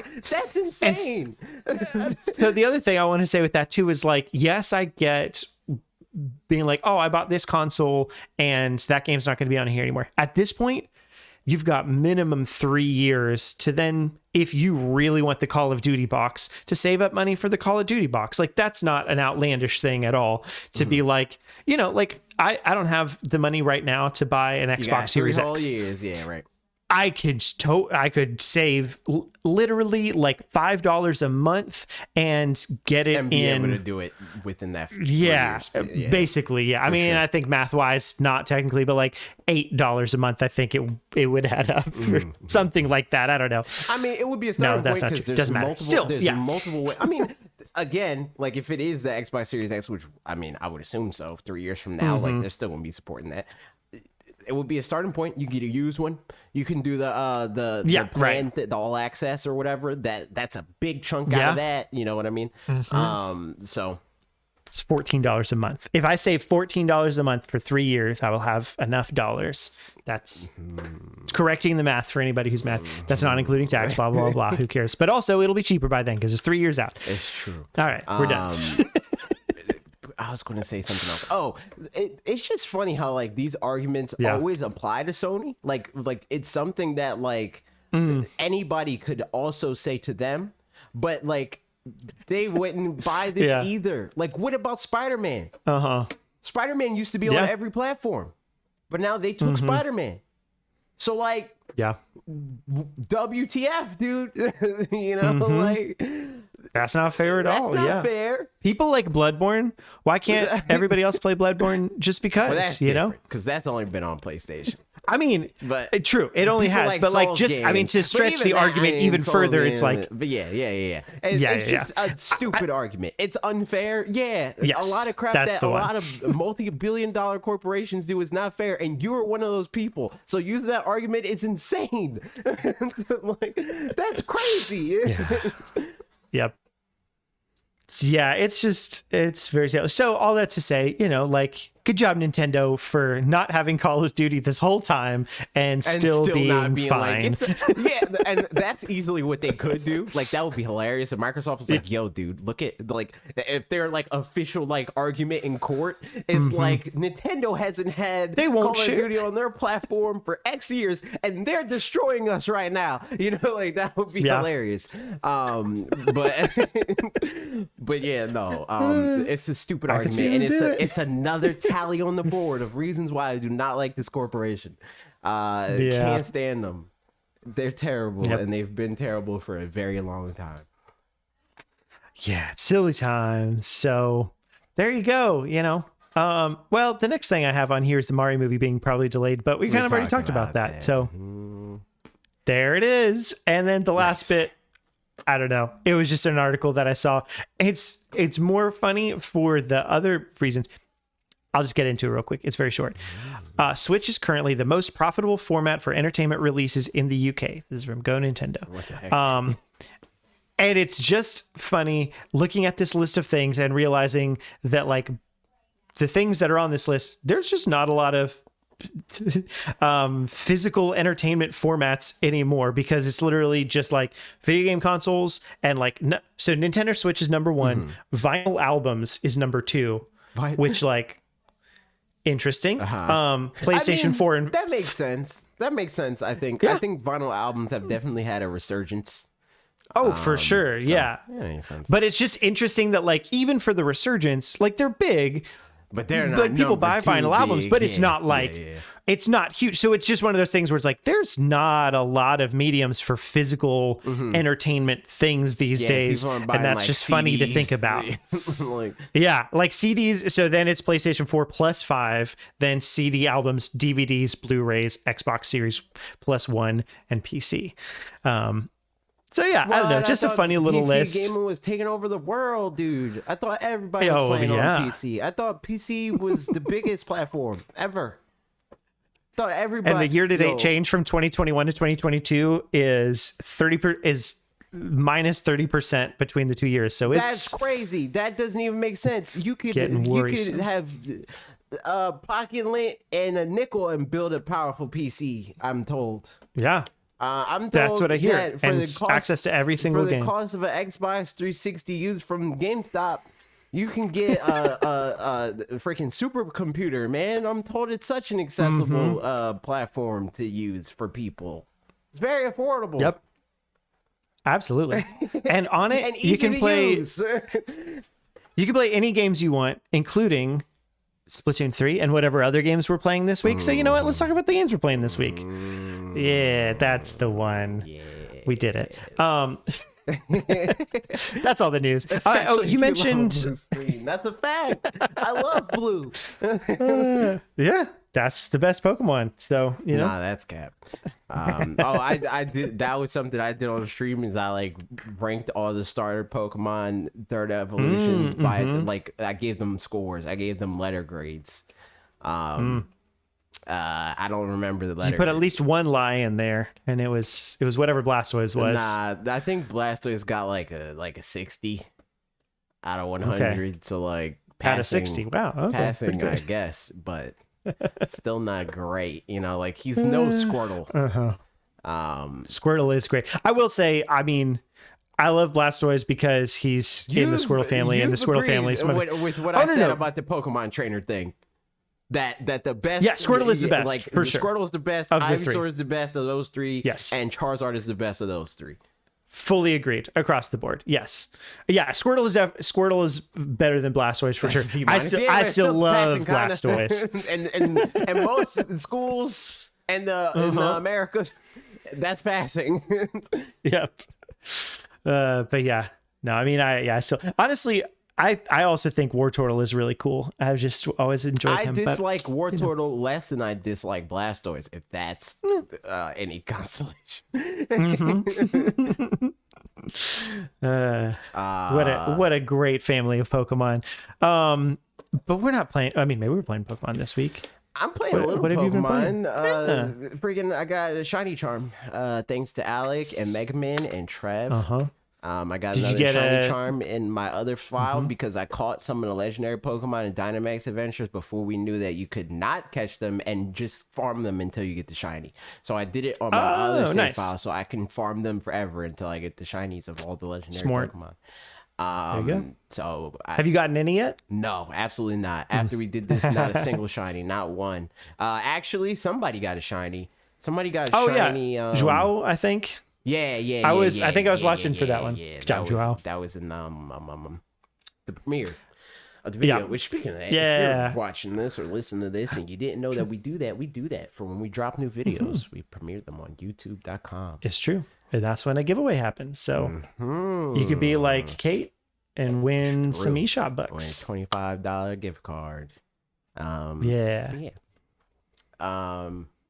Yeah, Pokemon. Played that a little bit. No shinies. It's very cringe. The shiny legendary too. Yeah, I think it was Zekrom. It might have been Zekrom. I think so. Yeah. Yeah, but that was cool. That was fun. I mean, are you playing anything? Yes, I am. Well, here, let's Splatoon. Okay. Let's talk about that. All right, yeah, let's talk about Splatoon. I mean, I played a little bit of everything but Salmon Run. Cool. Nice. I played even tabletop turf, whatever. Oh, what'd you think of that so far? It's better than I thought. I can see myself. Is that contained within the single player, or is that in the hub world? The hub world.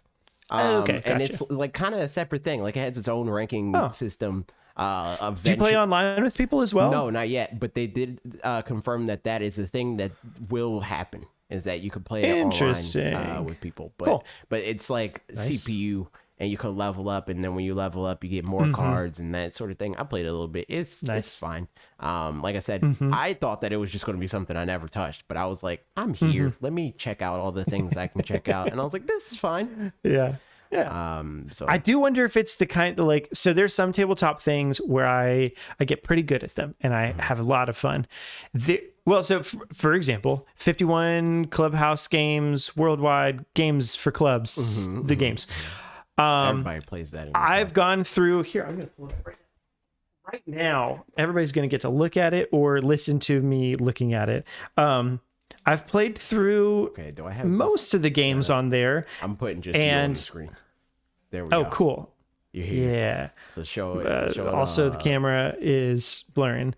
So I played basically all the games in it, and then for most of them, there's like normal, hard, amazing, and impossible CPUs or something along those lines. And just for the fun of it, I've gone through and like basically, I don't know if anybody can see this. Yeah, it's kind of blurry, but well, whatever. You can see there's like, it's so blurry. There we go. I've got these golds, like gold cups or whatever, because I've beaten like the hardest CPUs. And then you get to Othello or Reversi or whatever, Renegade, that one. And it cannot be good at that game. And I don't know why. Like my brain just doesn't work nearly as well as the CPUs, which like I beat them in plenty of other games on the like impossible difficulty or whatever. So it's not just like a puzzle game thing, but it's just like this puzzle game, my brain just doesn't work right for it for some reason. So that said, I wonder with table turf or whatever, if that's one that like I'll so, be able to be pretty good at, or if it's just like it's the have you played it at all? Have you played the table Nope, turf? haven't. Oh yeah, not so that you didn't yet. even know where it was. So yeah, that checks out. That makes sense. There's multiple CPUs, and all of those CPUs have multiple levels. I unlocked well, obviously you gotcha. had the first one by default. I unlocked the second one, and I beat both of them at least one time on level 1. And then after that, I was done. I was like, all right, time to do other things. But I can see you liking it. It's neat, Nice. It's Yeah. definitely I'm sure something I'll that- like it. It's definitely something that could be gamed and figured out for sure. Yeah. I'm still in the stage of like, I don't get how the special works, but I understand everything else, where it's like, Nice. okay, like I have my hand, I want to be able to play the thing that will give me the most spots on the board all the time at every point in time. But at the same time, I want to place them in a way that will leave me room for more of my cards that let me play as many possible things on the board. But the thing that I don't understand yet is the special, because the special is the only thing that you can use to claim your opponent's already claimed turf. Oh, And I interesting. don't get it yet. Is it a whole card that's a special card, or is it spots on your so card? you can play, like when you get enough of your special, when you fill your special gauge, you can play any of your cards, and that will be your special. But I think you're supposed to this is the part that I don't get. Like beyond that part, I don't understand it. Like you can play any card, but I don't get where you're set, where you should play the card, where you got to put, because there's like special spots or whatever. Like there's like so there's wall on most cards, there's going to be a wall and or a special spot. And I think that what you're supposed to do is connect one special spot to another special spot, but I don't know, I haven't fully figured it out. Or like place them in a way that like a special spot connects to another special spot between each other and more turf, if that makes sense. So like if what I'm placing is an L, the bottom of the L should be able to connect to the top of the L with another special spot, and then everything in between those two spaces you'll claim as your turf. Gotcha. But I don't get that. I'm not sure if that's how exactly that works. If it's like, oh well, as long as you connect this to that, it'll fill in the blanks with your turf. But you know, it's the first day. I played 3-4 matches or something like that. Probably figure it out eventually. Probably watch a video or something. Somebody explain that part specifically, and then I'll be cracked. But it's true. But I played that. Nice. Are we talking about? You want to talk about your thing, or we just want me to talk about everything that I can talk about? I've played I played the tutorial, and I played the first level of the single player so far, and that's it. So you're not. So all of like you're not 15, 20 minutes or something like that. In yet? No. Yeah. So I mean, I've walked around the city part for like half a second, and I was like, I mean, it was literally just for it was probably about 20 minutes total. So what are your baseline thoughts on that? Yeah, baseline thoughts are I'm not great at the motion control and stuff is all fine so far. Just like the controlling both at the same time. It seems like the right joystick doesn't really do up and down very much at all. Is that right? I don't think it does it at all. Literally at all. At all. Okay. No. Gotcha. So that makes sense. So the idea, motion is like literally like, well, you can't see me. Never mind. There's no point in me doing it. What I do is like, so left and right, I don't do left and right almost at all in motion, because you can do full left and right with the analog stick. And for motion, it's just literally tilting the controller up and down a little bit, usually. Yep. Like there's not a whole lot of times where you need to make crazy movements up and down. You know, it's like you'll have to look up and down to like, okay, I gotta climb up this wall, so I have to look up, and then that's usually a slow motion. You look up and then you shoot. Or you'll have to look up at an enemy and shoot them. But usually if you're making a sweeping motion, it's left to right. So you just prioritize for motion up and down, because that's all you can do it a little bit, you don't gotta OD. And then for left and right, use the stick. And then once you figure out that, like, it's pretty natural from there. It's the type of thing that once you get used to it, everything else feels bad. IMO. No, I believe it. Yeah. I mean, already it feels pretty smooth. I mean, the bits that I really like is the kind of seamlessness between shooting and swimming. Yeah. That feels really nice. It just makes sense, dude. It's so cyclical. Yeah. It's especially like the fact that you don't, if you swim and then let go of swimming, you can still hold down the shoot, like the trigger, and then swim and it'll override the trigger. Like the fact that you don't have to switch between the two, I feel like is really nice. They obviously thought really hard from the jump, of how to just make it the feel of it feel really good. So that's been nice. Yeah. And like first level is pretty basic, it seems like, but I already like the kind of like, I don't know, the vibe of the, hub world and that kind of stuff and the mechanics of it. I think so far having a good old time. So if you like it 15 minutes in, you're going to love it. I believe it. 45 minutes in, because like literally even I, who have played all 3 games at this point. Yeah. When I got past the first like section, so like what's going to happen, I think it's like 4 levels or something like that in the first section, maybe a little less, maybe a little more. And then there's a boss. And then after you fight the boss, the game opens up. I'll just say nice. That. And then like the levels are a lot more layered. There's more than just like, here's thing. It's like, all right, it's more like a Mario thing of like, here's this mechanic. All right, now we're going to test the mechanic and flip the mechanic, and then maybe we'll introduce another mechanic and that sort of thing. And there's like multiple objectives of like, okay, you got to get this key, and then once you get the key, you got to unlock the thing, and then there's another key you got to get, and then you go get that, and then and then there's like secrets and stuff like that. But the another part that I think that you're going to like, that they changed even. So from regular Splatoon games, or like the first 2 Splatoon games, they had what are called sunken scrolls, and then there's like usually other little bonus things, more power eggs, stuff like that in the levels. But in this game, they moved that secret stuff to the hub world. So like there's like collectibles and like the single player hub world, as opposed to gotcha. So like when you're going through the world, you'll be able to like clear out some of the fuzzy ooze, and then maybe you'll find something there, or you'll throw out little buddy and he'll be like, yo, there's something over here, and then you get tickets or what. Like there's just a lot of stuff that you can like you can have multiplayer progression by playing the single player.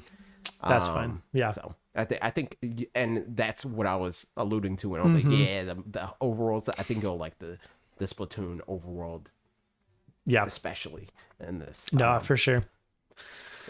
The more I play this game, and I already felt that way with Splatoon 1 and 2 and the Octo expansion, this is exactly what I was talking about, where it's like the single player of Splatoon 3 is just a Mario game with different mechanics. Like it's literally just a 3D platformer, which is great. Yeah.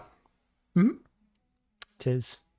Yeah, I mean, it seems like, especially with the additional challenges and stuff, it reminds me also of the how I was playing Super Mario 3D World, and it was fine to just be playing the levels, but like if you're also, it's more fun if you're trying to do the green star stuff that's like a little bit harder, but then it at least feels more rewarding as well. Right. But like this already has a lot more like, I mean, from the stuff I've seen in Treehouse and like other people playing and stuff like that, just like more interesting concepts and stuff. So and there's the risk reward. It's got a lot of layers, like what they showed in the treehouse, where it's like, okay, here's this level, and then you could pick between these 3 weapons, and if you pick this weapon, you'll get the most amount of money, but you'll have less tries, and it'll be harder because of what this weapon is and what's in this level. So like even that, again, like if you do end up only liking the single player, I think there's a lot of stuff to be done there. If you're like, all right, well, I want to complete this game and beat every level with all the weapons and do all that stuff. There's a lot. It's always a funny thing because like, I mean, there's always the multiplayer. Like even if if I play all the single player, I'm like, oh, I want more of this game. Then I can just play the multiplayer. Yeah, and salmon run, Yeah, right, exactly. But even then, like I've paid $60 for shorter games before. I'm sure like assuming it's a 6-hour long right thing. Kirby. Like there's. Yeah, honestly, like Kirby was about that. Actually, how long was Kirby? I'm curious now. I'm but just talking about, what did you buy? You bought Star Allies, right? Star Allies. no, I okay, didn't. you didn't. I Good. played the demo Good. and I played. Yeah, But yeah, no. I played it at a friend's house for a bit, and we beat way more of it than we should have been able to in an hour or two. It's super short. So short. It's not a great game. Yeah. But yeah, no. Even Forgotten Land. I think In Forgotten Land is like. It might be like completionist a little over 10. I mean, yeah, I completed the whole thing, so like probably it was okay. Yeah, it actually is. It was 25 hours or more. Oh, okay. So that was me doing like completionist stuff, which is great. Yeah, that's pretty good. But when still, I say there's Kirby, plenty I of was other talking games. about Star Allies, but even that game, I think that this is like at least equivalent to that. But I do feel like, having not beaten it yet, but like from what I've seen and what looks like is a part of the game, I could see this getting in the 20-hour range easily, just by playing it naturally. Yep. And that's without anything of the multiplayer. But throwing that in, and even table turf or whatever. And even but, playing, if you play everything a little bit, there is so much content in this video game. This game is it's like the ideal, like what everybody talks about, like Smash Brothers Brawl, like that sort of thing, where it has the subspace and it has the regular multiplayer and it has classic mode and all that. It's that. It's like, even if you don't want to play everything, it's there, you know? Yeah. And all of it has enough substance to like feel worth it, you know? Yeah, right. So yeah, it's a really good game. I played it. I'm gonna play it more after this on stream because it's coming out for everybody. That's one thing. So I played also the multiplayer. The multiplayer with the lobbies. So online in general, pretty good. Like, I didn't really have communication errors when I was just playing by myself. But every time I would stick with a party, it would almost always disconnect.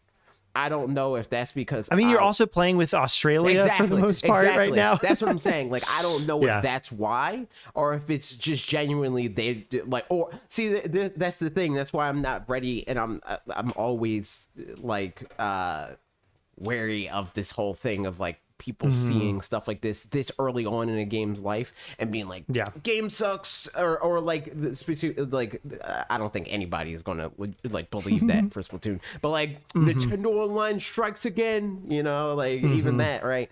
I just think it's too early, and especially too early before the game officially comes out in this region.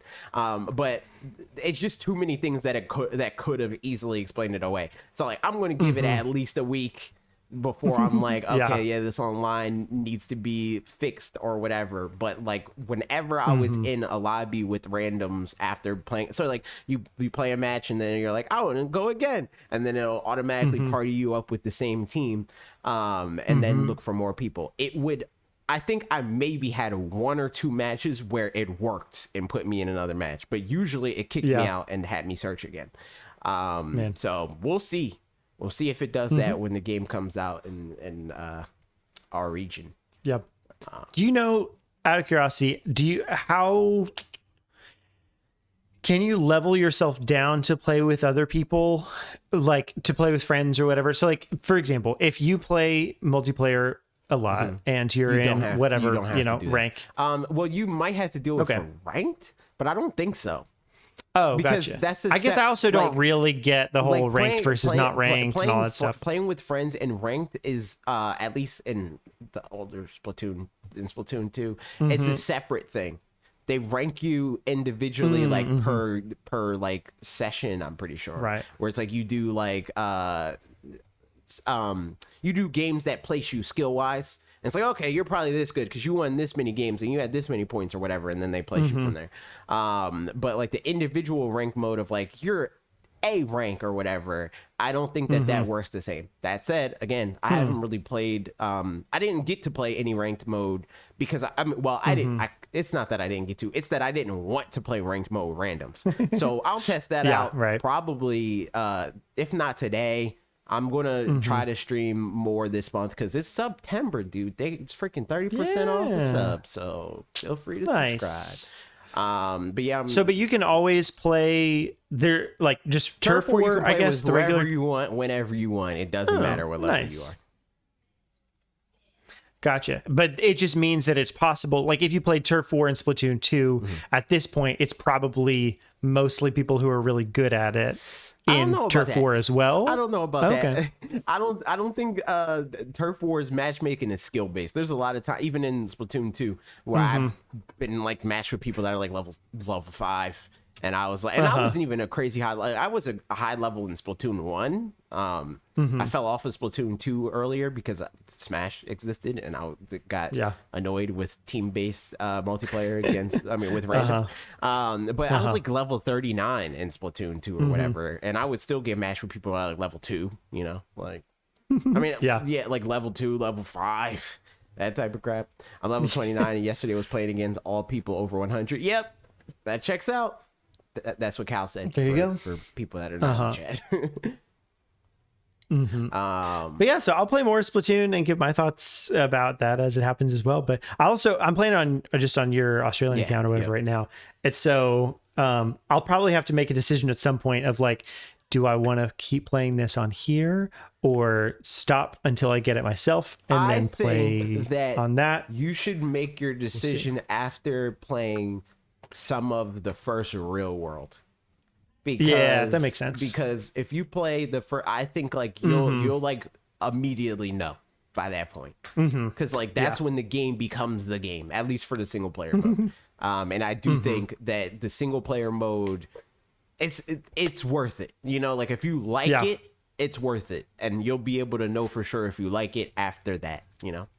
And honestly, I think the question really is going to be whether I'd want to play multiplayer or not, because I played Paper Mario on your account and never bought it, and I'm happy with it. And then it's like, it's done. I don't own it, but like, I played the it. reason why I say about that is because like if you end up liking the multiplayer and you are like, I want more of this, then it's going to be weird playing it on my account and stuff like that. At that point I would, if I want to play the multiplayer, I'll buy it for myself. So I think that would be, it could very well be something where I'm like, I really enjoy this. The reason why I say only play the single player anyway, but wait until after you play the single player to be like, oh, I'm going to play a multiplayer or whatever and do it that way, right?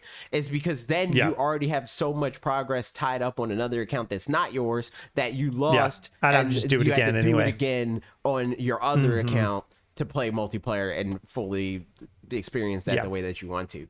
It's the type of thing that I think that if you find that you like the single player, you won't regret buying it for just the single player. Yeah, totally. But liking the multiplayer would be a plus, if anything. Twould.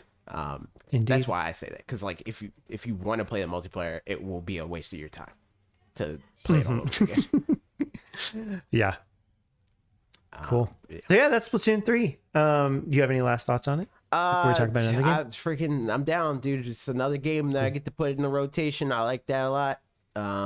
It's another easy game to stream. That is very fun, and it's a easy game to play with people too.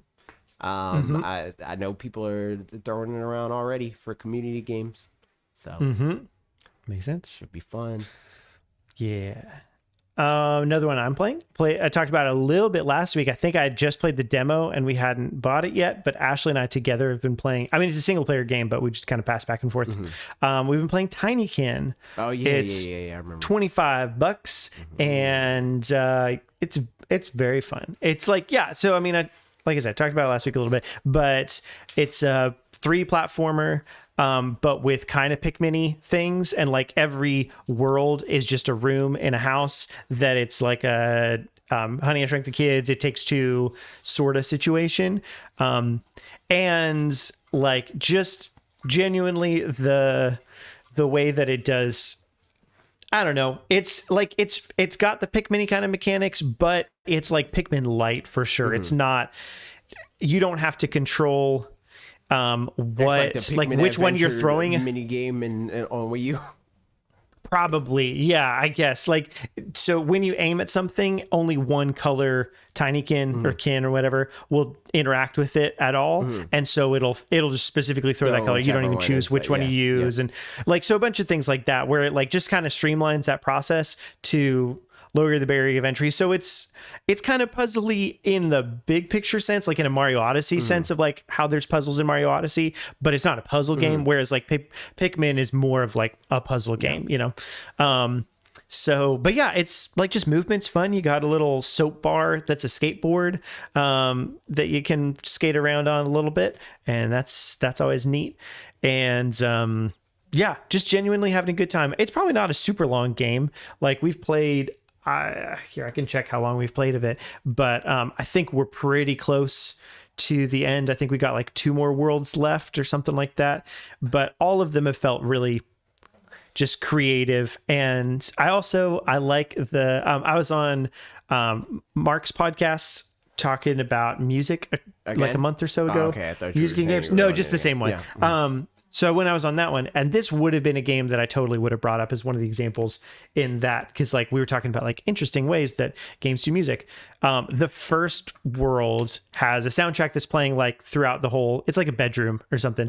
And soundtrack's playing throughout all of that, but there's a piano in there, there's a guitar in there, and there's like a little, like all the characters you're interacting with are little bugs, kind of. I mean, it's just, little bugs that you talk to. And they have a little like cathedral temple sort of thing in the middle of the room. And depending on what part of the world you're in, the soundtrack is still playing the same song, but it's playing it like when you're in the piano, it slowly transitions into it being just played like on a player piano kind of sounding thing. And if you go inside the guitar, it's just the guitar playing it. And then like in the sanctuary thing, it's like a choir singing the tune as you walk from one place to another. And that's just the kinds of little touches that I think are particularly fun. So yeah, it's just, it's the same developers, I think, that made Hello Neighbor, which I don't know if we feel one way or another about them or whatever, but they did a good job on this one from what I can tell so far. So I'd recommend it. That's the end of that for me. There's, again, like I said last week, there's a demo. So I'd say if that sounds fun to anybody listening, just go download the demo and then try it out. And if you like the demo, I think you'll like the rest of the game. Nice. So yeah, Total Expedition Time. At some point this game was just left open, because this is not true at all. 18 hours. No, that's not accurate, even in the slightest. But probably more like 4 or 5 so far. I'd bet it's like 6 or 7 hours total.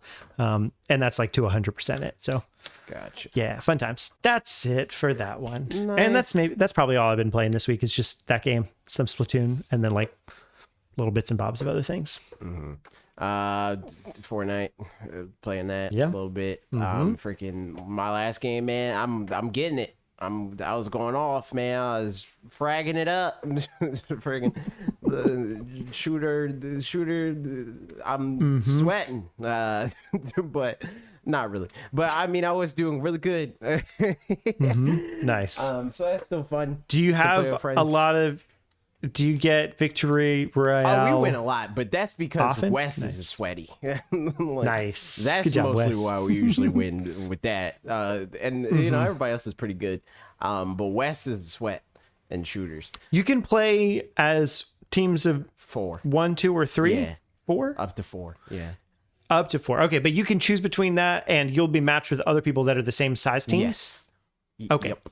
I mean, there's enough people playing, I guess, that's never going to be an issue. Yeah. Gotcha. Mad people play for it. It's a free game. Yeah. Yeah. I'll do it. But yeah, playing that, it was fun. It's good times. Also Smash, which it's annoying because I want to go to locals, but right now I can't, because every week has been something.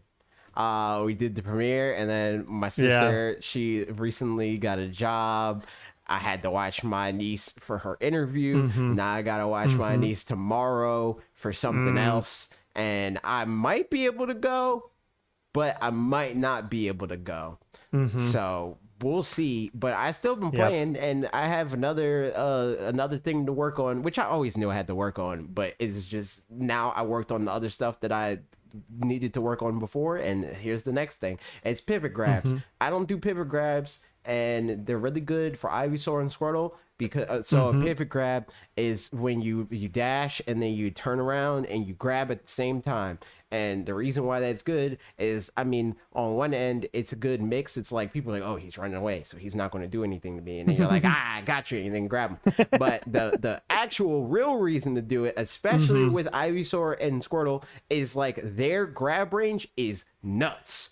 Squirtle especially, like Ivysaur's grab range, pretty bad. It's actually pretty bad, but and that's why you do. So it's like two ends of the spectrum, where it's like you grab you pivot grab with Ivysaur because it makes his mediocre grab range better.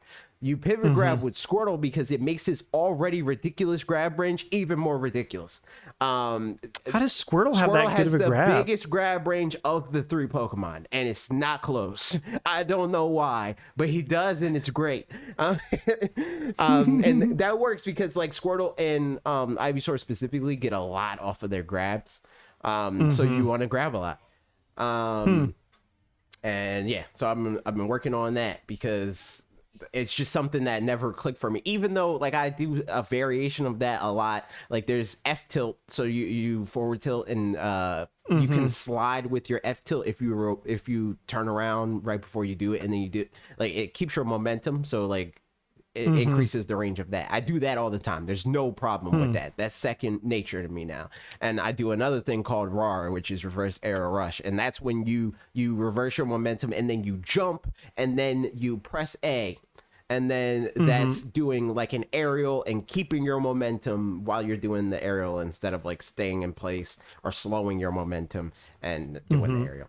I do all of those things multiple times a game, and it's very natural. But for whatever reason, grabbing, it breaks my brain, and I kept getting smash attacks when I tried to do pivot grabs, and it's annoying.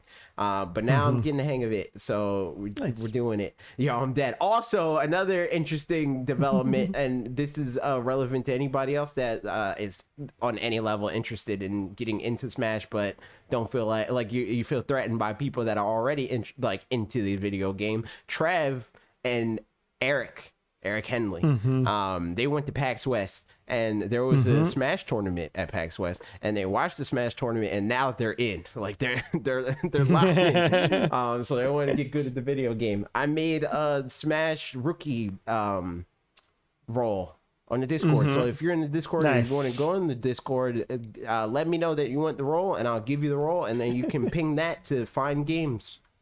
It's a very cool game.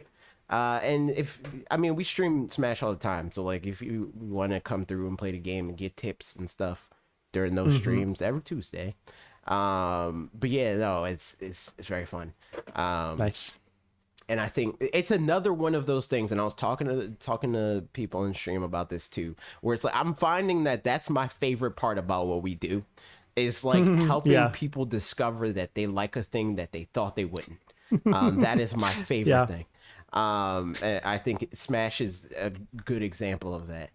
Yep.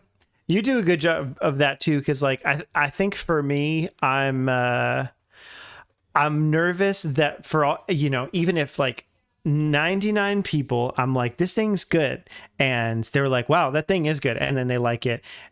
For the one person, like I will feel guilty, and I would love to not, and I'll try to figure out how to not, but I will feel guilty if I'm like, you should try this game out because it's really good. Here's the good things about it. And then they try it and they're like, I don't like it. I paid money for this, and now you've let me down. Or which I know is not really what that is, but that's the thing that I definitely have a hard time with. And I'm thankful for you that you don't feel like that. Don't quite feel that way. I don't feel that way usually because like I won't recommend something that's not personal. I'm not just going to recommend it because I like it. I'm going to recommend it because I know you on some level, and I think something about you will gel with this game. And that's what, like with Trev, right? Once he discovered that he likes the game, I immediately knew, okay, he's gonna like this. There's a YouTube channel that's by Panda Global, the Smash org that's doing the Smash world. I mean the circuit, the Panda Cup. They have a channel called PG Stats, and that channel is like it's like Smash ESPN, like it like breaks down all the stats, and it's like very sports nerdy, and I immediately knew, like, this is something that Trevor like. He's getting into the game. It's breaking down the game in a way that is very familiar to him and other things that he enjoys.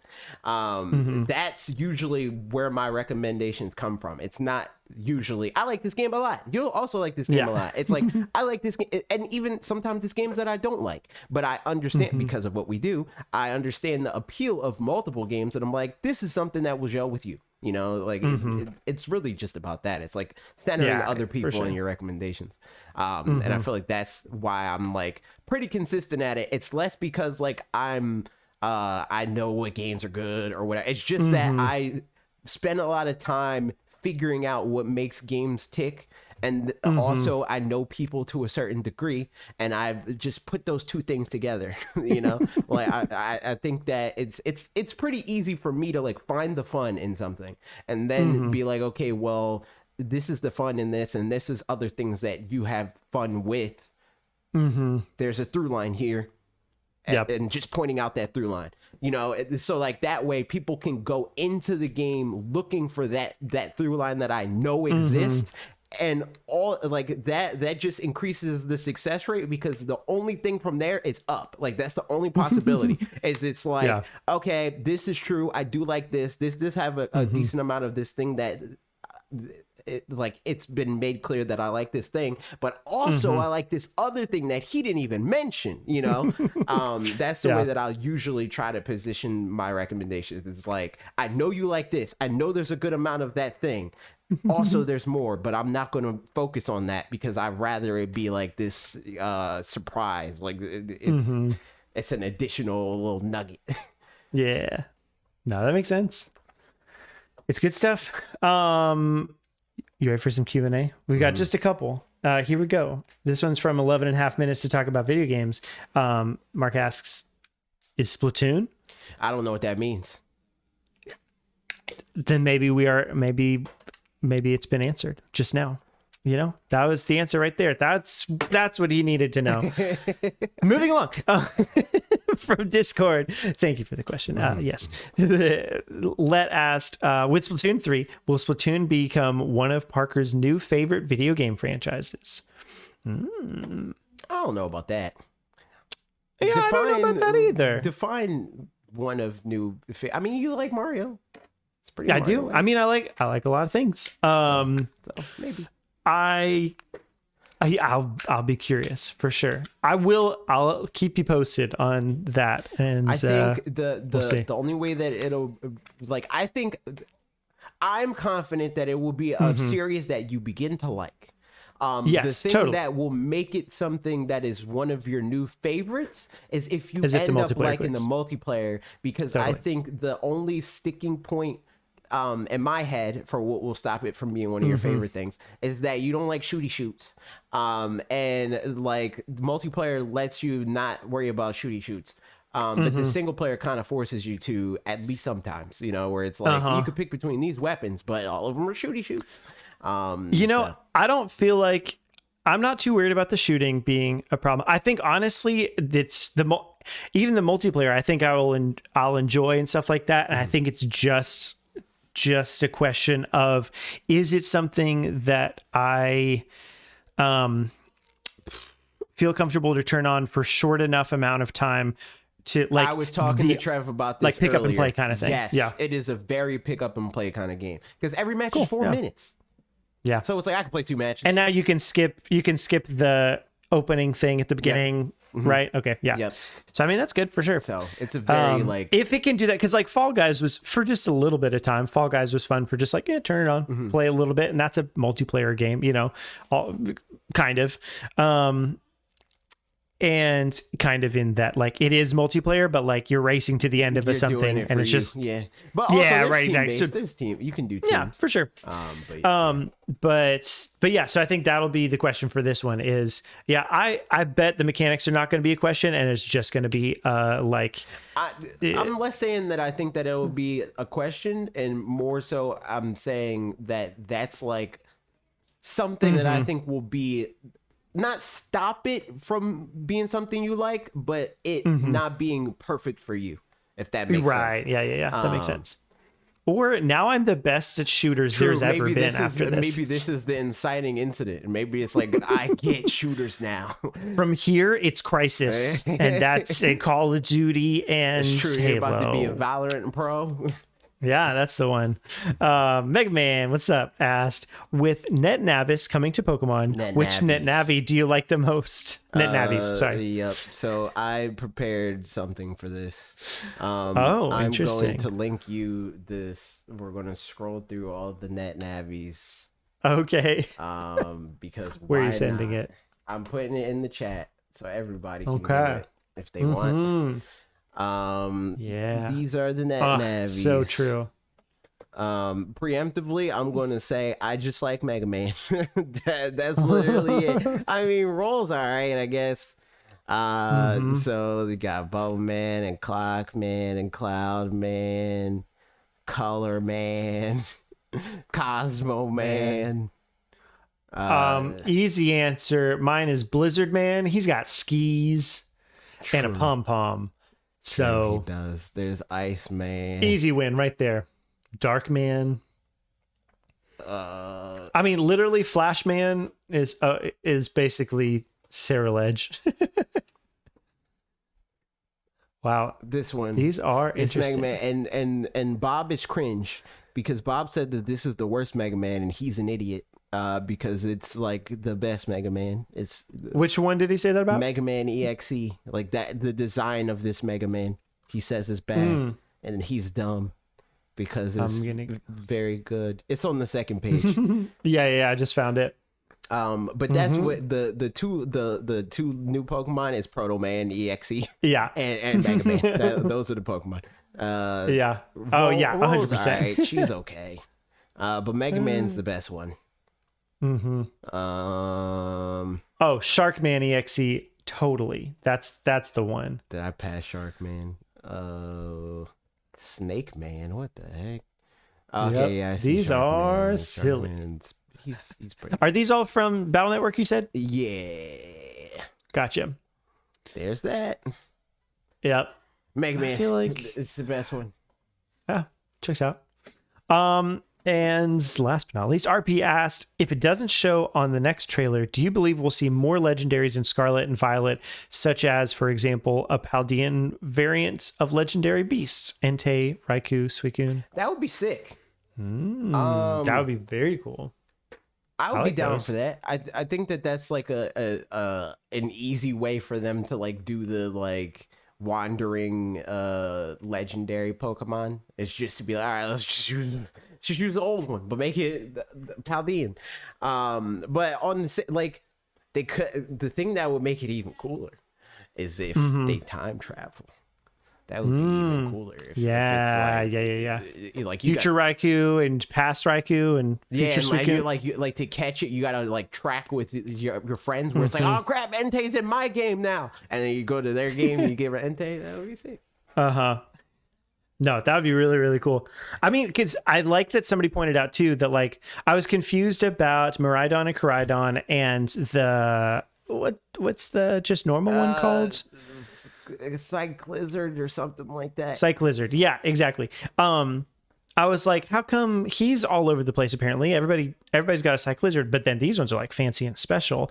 And then realizing maybe we even talked about here as well. It's like, it's Cyclizard from time.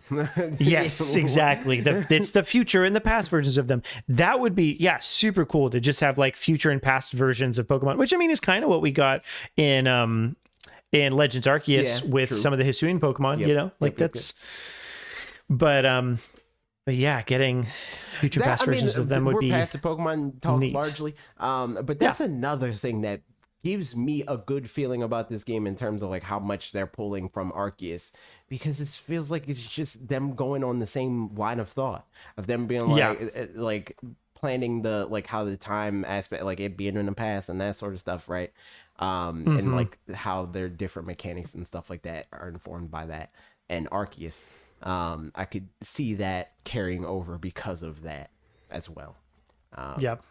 But yeah. Agreed. Yeah, they seem related to me. It's true. Yeah, I'm sure, like, even though the development cycles happened, like, next week, obviously, they're in the same building and stuff. So, like, there's... Yep. And I'm sure that there's crossover in people that are working on the game, too. Yeah, right. So... And just in general, that, like, it sounds like engines using or assets or whatever, blah, blah, blah. But, like, they're doing it as, like, a whole project that exists. And so they're just able to use things across the two of them or something like that. And I mean, it sounds like, you know, probably Pokemon that you get from Legends Arceus, you'll be able to Arceus team got siloed and shunned. Did they say, can you put them in Pokemon Home and stuff eventually? Is that right? For Arceus, yeah. Yeah. Okay. You can already. You can currently right now do that. Yep. So you'll, and then it's just a question, I guess, of whether all of the ones from that, like, can you get Hisui and Arcanine or whatever? Well, it looks like you can at least get Zora and Zoroark because we already saw them. Nice. So, like, I'd assume so, but we'll see. Hisui and Zora and Zoroark? Yes. We saw those ones? Oh. Yes. Yep. Cool.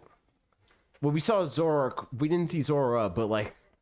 Yeah, right. Zoroark and not Zora? Like, what? Yeah. Yeah. Yep. Well, cool. There it is. And there is the podcast. It is done. We did the whole thing. Like, comment, subscribe, freaking rate the podcast, tell a friend, check out our Patreon, dude. Thanks for listening. I hope you had a good time. Also, click the video. It's right there on your screen currently. It's doing pretty good, but, like, it could do better. Yeah. Okay, goodbye. Bye.